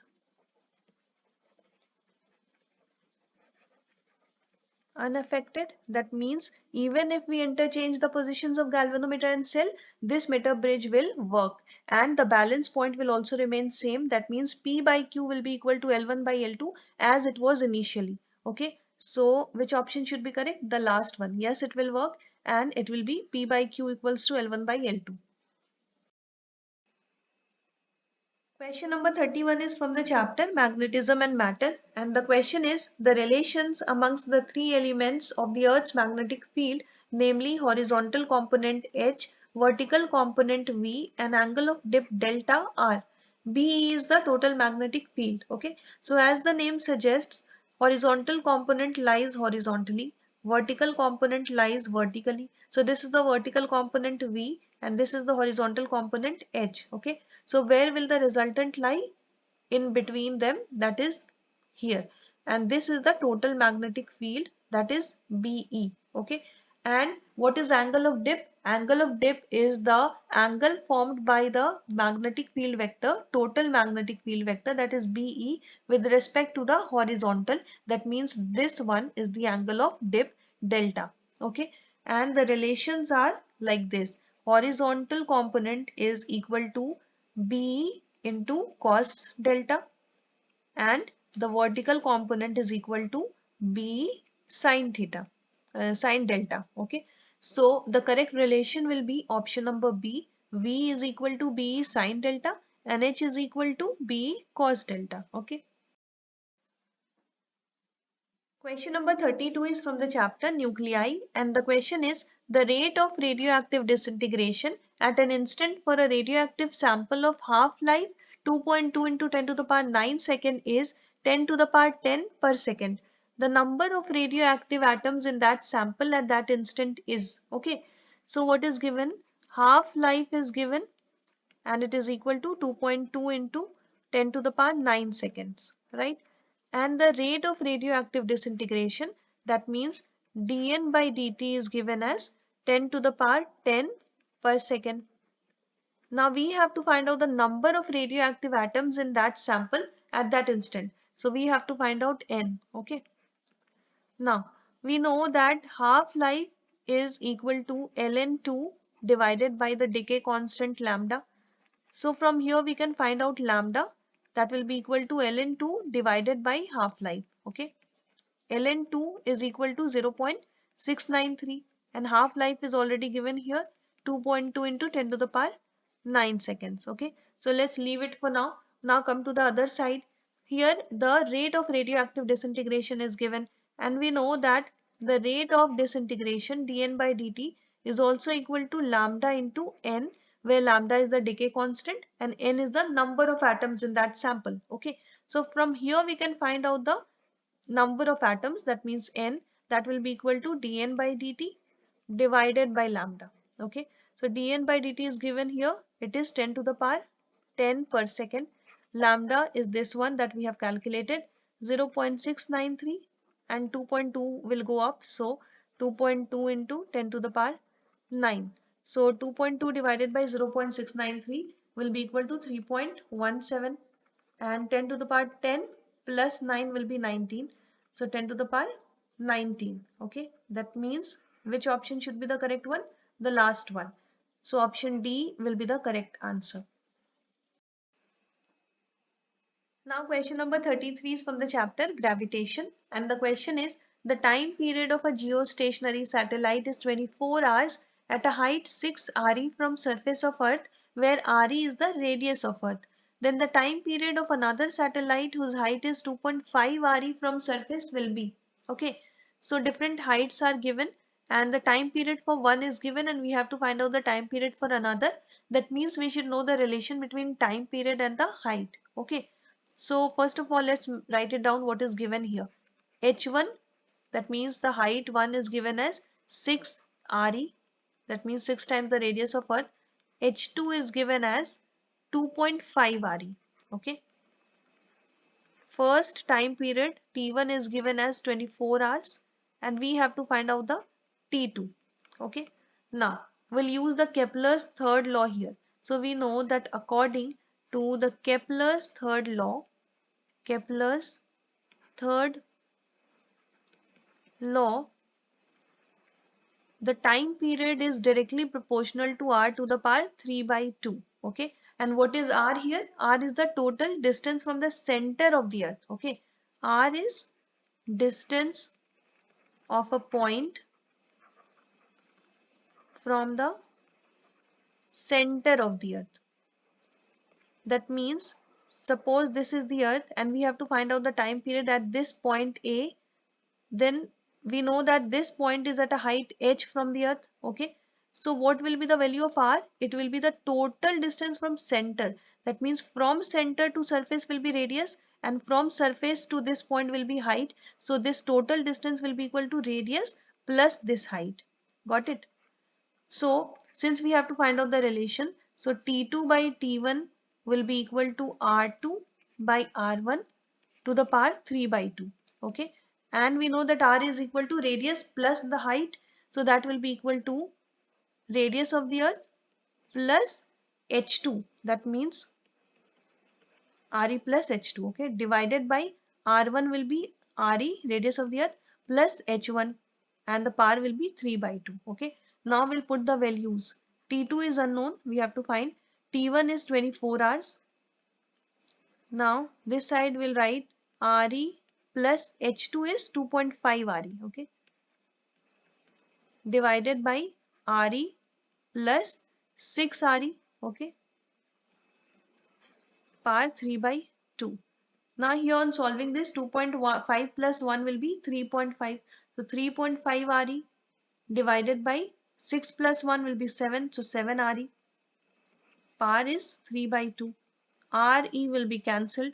3.5 divided by 7, that means 1 by 2. Okay, so it will be 1 by 2 to the power 1 by 2 to the power 3 by 2, and this can be written as 1 by root 2 square to the power 3 by 2. Okay, so 2 cancel, we can write it 1 by root 2 to the power 3. That means cube of 1 by root 2.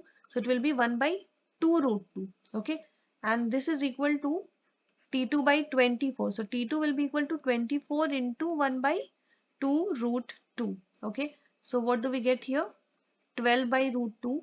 That means 6 root 2 hours. Okay. So the correct option should be the first one, 6 root 2 hours. Question number 34 is from the chapter Alternating Current, and the question is, a circuit when connected to an AC source of 12 volt gives a current of 0.2 ampere.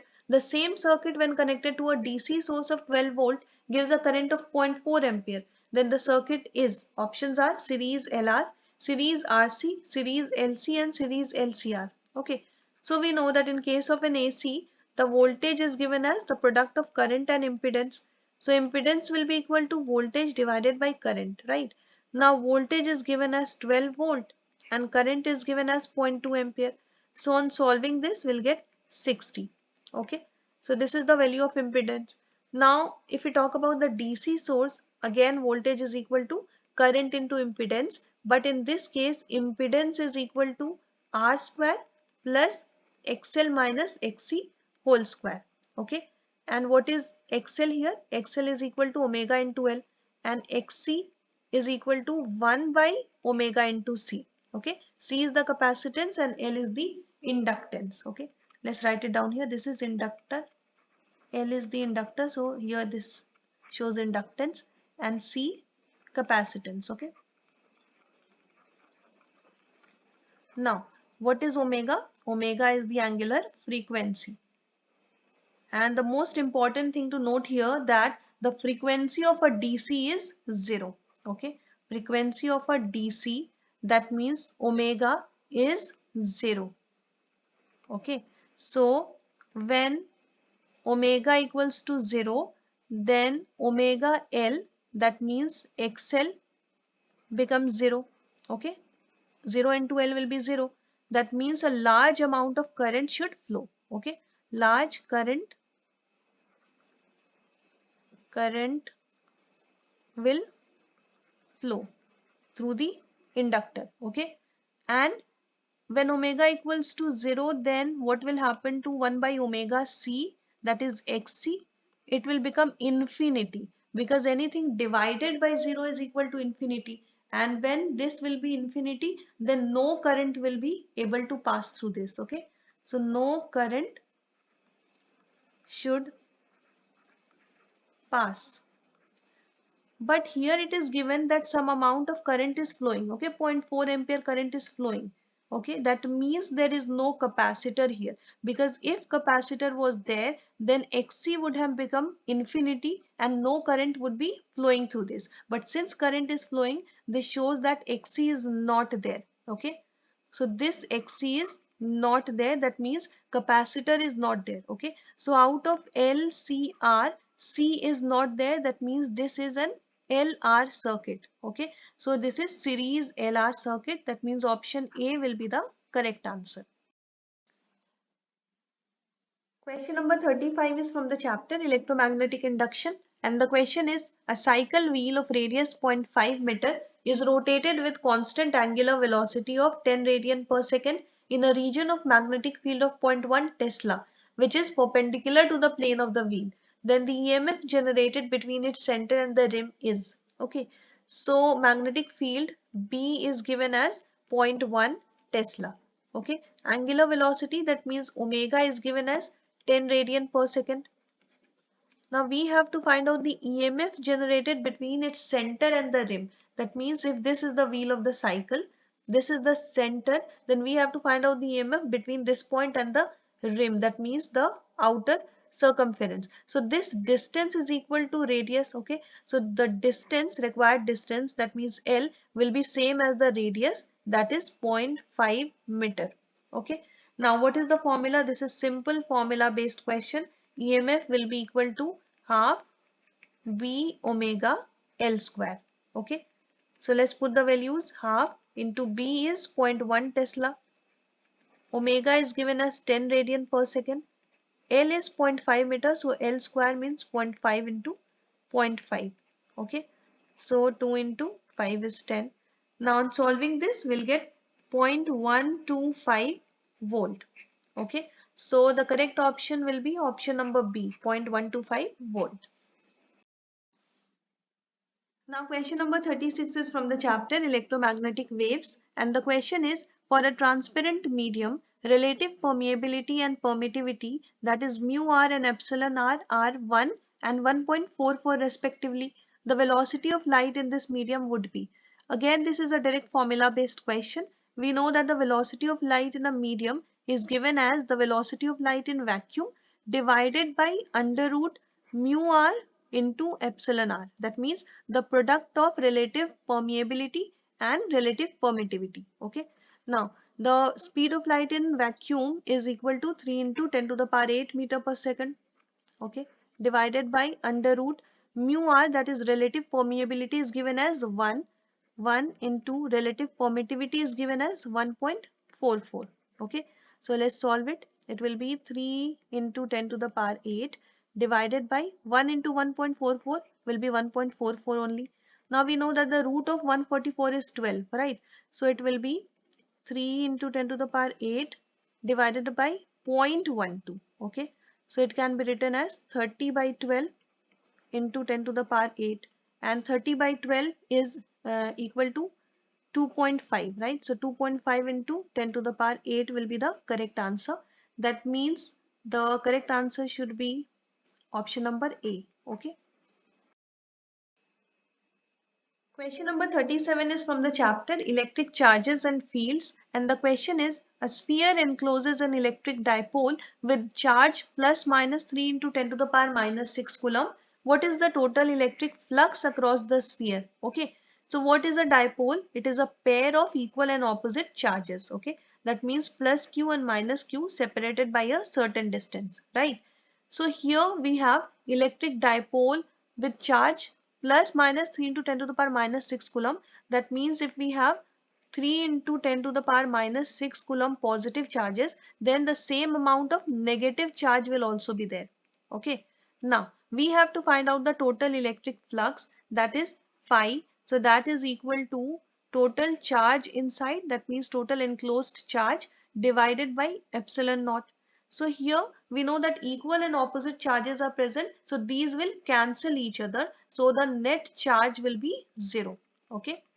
So this side will have 0 divided by epsilon naught, and 0 divided by anything will be 0 only. So the total electric flux will be 0. That means option B will be the correct answer.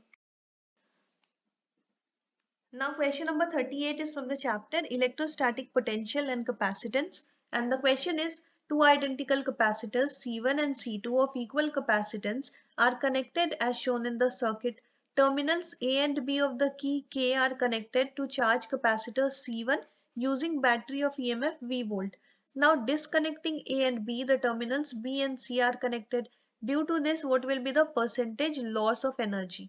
So we have two conditions here, initial condition and the final condition. Okay. So initially terminals A and B are connected and only capacitor C1 is getting charged by using the battery of potential EMF V volt. Okay. So what will be the energy in this case? Let's write it as initial energy. So it will be equal to half C1 into V square. Okay. Because only C1 is getting charged here. Now later on, these two terminals are disconnected and these two terminals B and C get connected. So what will happen? The charge will be distributed between C1 and C2 both. Okay. So both will start getting charged and a potential difference will develop here. So let's say this is potential difference V2. But initially there is no potential difference here. Okay. That means initially V2 is equal to 0. So we can say that initially V1 is equal to V and V2 is equal to 0. Okay. Also we know that C1 is equal to C2 because these two are identical capacitors having equal capacitances. Now what will be the energy loss? We have a formula for energy loss. It is given as half C1 into C2 divided by C1 plus C2 into V1 minus V2 whole square. So let's put the values here. Half we know that C1 is equal to C2. So we can write it as C into C. Okay, both are equal. Now here we have C1 plus C2, again C plus C into V1 minus V2. So V1 is equal to V initially and V2 is 0 initially. So V minus 0 square. So it will be V only, V square only. Here we get half. C into C will be C square. C plus C will be 2C into V minus 0, that is V only. So V square. Now 1 C will be cancelled. So what do we get here? Here we'll get 1 by 4 CV square. So this is the loss in energy. But we have to find out the percentage loss of energy. So percentage loss will be equal to the loss of energy divided by the initial energy, that means UI, into 100. Okay, so we have seen that the energy loss is equal to 1 by 4 CV square. So 1 by 4 CV square divided by initial energy, that means half CV, half C1 V square. So we know that C1 is equal to C2, so we can simply write CV square into 100. Now C cancelled, V square cancelled. 1 by 4 divided by 1 by 2. So we can write it like this: 1 by 4 into 2 into 100. Okay. So here we'll get half of 100, that means 50%. So 50% loss in energy will take place. That means option C will be the correct answer. Question number 39 is from the chapter Units and Measurement, and the question is: the main scale of a vernier caliper has n divisions per centimeter. N divisions of the vernier scale coincide with n minus 1 divisions of main scale. Then the least count of the vernier caliper is. Okay. So first let's talk about the main scale. It is given that the main scale has n divisions per centimeter. That means n number of divisions are there in 1 centimeter. Okay. So one division will be there in how many centimeter? In 1 by n centimeter, right? So this is the main scale division. Okay. Now what else is given? N divisions of the vernier scale coincide with n minus 1 divisions of main scale. So n vernier scale division coincides with n minus 1 main scale division, right? So 1 vernier scale division will coincide with n minus 1 divided by n main scale division. Now we have to find out the least count, and we know that least count is equal to 1 main scale division minus 1 vernier scale division. That is 1 main scale division minus n minus 1 by n main scale division, because it is given, we have just found out that 1 vernier scale division is equal to n minus 1 by n main scale division. Okay, so if we take the main scale division outside the bracket, here we'll get 1 minus n minus 1 by n. Okay, so on solving this, main scale division will remain here, and here we'll get n minus n plus 1. Okay, so it will be 1 by n, because these two n will be cancelled. So 1 by n main scale division. Okay, now this is the least count, and we have seen right at the beginning that main scale division is equal to 1 by n centimeter. Okay, so this will be equal to 1 by n into main scale division, that means 1 by n centimeter. So it will be equal to 1 by n square centimeter. That means option C should be the correct answer, 1 by n square centimeter. Got it? Question number 40 is from the chapter Motion in a Straight Line, and the question is: a person traveling in a straight line moves with a constant velocity v1 for a certain distance x and with a constant velocity v2 for next equal distance. The average velocity v is given by the relation. Okay, so it is given that the person is traveling with a constant velocity v1 for a certain distance x. Suppose this is the distance x and the velocity is v1. So what will be the time taken to travel this distance? T1 will be equal to x divided by v1. Okay. Then he travels the equal distance, that means the same distance x with velocity v2. So what will be the time taken to travel this distance with v2? T2 will be equal to x divided by v2. Okay. Now we have to find out the average velocity. So we know that the average velocity is given by the formula total distance traveled divided by total time taken. Okay. So total distance divided by total time. That means x plus x divided by t1 plus t2. Average velocity is v. Here we get x plus x, that means 2x, divided by t1 is x by v1 plus t2 is x by v2. So 2x divided by, we can take x outside the bracket here. So what will be left inside the bracket? 1 by v1 plus 1 by v2. So x and x will be cancelled. So what will be left? 2 divided by 1 by v1 plus 1 by v2. Okay. Now here we get v equals to 2 divided by 1 by v1 plus 1 by v2. So we can take this lower portion, that means the denominator portion, to the left side and bring this v to the right side. So what will we get? We'll get 1 by v1 plus 1 by v2 will be equal to 2 divided by v. Okay. So which option is the correct one? Option number B is the similar expression.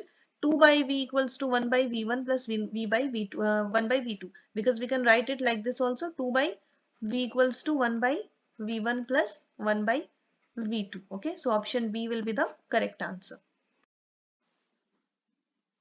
Question number 41 is from the chapter Gravitation, and the question is, assuming that the gravitational potential energy of an object at infinity is 0, the change in potential energy, that is final minus initial, of an object of mass small m when taken to a height h from the surface of the earth of radius r is given by. Okay, so we have to find out the change in potential energy, that is equal to final potential energy minus initial potential energy. Okay, and we know that potential energy is given by the formula minus g into capital M, that is mass of the earth, into small m, that is mass of the object, divided by r, where r is the distance of point from the center of the earth. Okay, so it is given that the object was taken from the surface of the earth to a height h. Okay, that means initially the object was at the surface, so this distance was equal to the radius only. Okay, so initially this small r was equal to capital R, but then after that it was taken to a certain height h. That means the second distance, that means r2 will be equal to the radius plus height h. Okay, so the total distance will become the sum of radius and height h. Now what will be the final potential energy? It will be equal to minus gmm divided by r2, and initial potential difference will be minus gmm divided by r1. Okay, so let's put the values of r2 and r1 here. Minus gmm divided by r2 is r plus h, minus gmm divided by r1, that is r only. So minus minus will get plus, so minus gmm by r plus h plus gmm by r. Okay, so we can take this minus gmm outside the bracket. So what will be left here? 1 by r plus h minus 1 by r. So here we get minus gmm, here r into r plus h, and here r minus h. Okay, so r and r will get cancelled, and this minus will also become plus. So plus gmm h divided by r into r plus h will be the change in potential energy. So which option resembles this? Option number B, gmm divided by r into r plus h. Okay, so option B will be the correct answer. Question number 42 is from the chapter Thermal Properties of Matter, and the question is, 1 gram of water of volume 1 centimeter cube at 100 degrees Celsius is converted into steam at same temperature under normal atmospheric pressure, that is 1 into 10 to the power 5 Pascal. The volume of steam formed equals 1671 centimeter cube. If the specific latent heat of vaporization of water is 2256 joule per gram, then the change in internal energy is, okay. So mass of water is given as 1 gram. Then pressure is given as 1 into 10 to the power 5 Pascal. Volume is also given. Initial volume of water is, V initial is 1 centimeter cube. And the final volume, that means the volume of the steam formed, is 1671 centimeter cube. So we can find out the change in volume from here, right? Delta V will be equal to V final minus V initial. That means 1671 minus 1, that means 1670 centimeter cube. So in meter cube it will be 1670 into 10 to the power minus 6 meter cube, right? Now we know the mass, pressure, change in volume. What else is given here? Latent heat of vaporization is given. That means L is given as 2256 joule per gram, and we have to find out the change in internal energy, delta U. Okay. So we know that the heat Q is equal to change in internal energy U plus work done W, and we have to find out the delta U. So that will be equal to heat Q minus W. Okay. So let's put the values here. Delta U will be equal to, delta U equals to Q. We know that heat is equal to M into latent heat of vaporization. Okay. Minus work done will be equal to P into delta V. So mass is 1 gram. Latent heat of vaporization is 2256 joule per gram. Okay. Minus P delta V. So pressure is 1 into 10 to the power 5 Pascal, and delta V we have just calculated 1670 into 10 to the power minus 6 meter cube. Okay. So on solving this, here we get 2256. This side we get 1670 into 10 to the power 5 minus 6 will be minus 1. So it will be 167 only. Okay. Anyways, on solving this, we'll get 2089 joule. Okay. So this will be the change in internal energy. That means option B will be the correct answer. Question number 43 is from the chapter Wave Optics, and the question is angular width of the central maxima in the Fraunhofer diffraction for lambda equals to 6000 angstrom is theta naught. When the same slit is illuminated by another monochromatic light, the angular width decreases by 30%. Then the wavelength of this light is, okay. So it is given that the initial angular width is theta naught, okay, and the wavelength is 6000 angstrom. Okay. Now, when the same slit is illuminated by another monochromatic light, the angular width decreases by 30%. That means the theta naught dash, that means the new angular width becomes 70% of the theta naught. Okay. Because 30% decrease means 70% left. That is equal to 0.7 theta naught. Okay. And here we have to find out the lambda. So lambda 2 is to be determined. Lambda 1 is 6000 angstrom. Okay.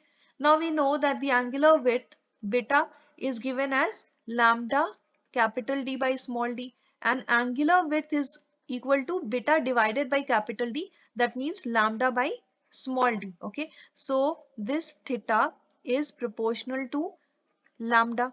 Okay. So we can say that theta 1 by theta 2 is equal to lambda 1 by lambda 2. Okay.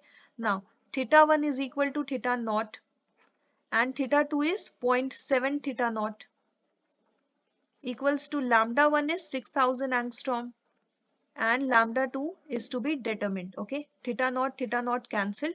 So lambda 2 will be equal to 6000 angstrom into 0.7. Okay. So on multiplying this, what do we get? We'll get 4200. Okay. 4200 angstrom. That means option number B will be the correct answer. Question number 44 is from the chapter Dual Nature of Radiation and Matter, and the question is the work function of a photosensitive material is 4 electron volt.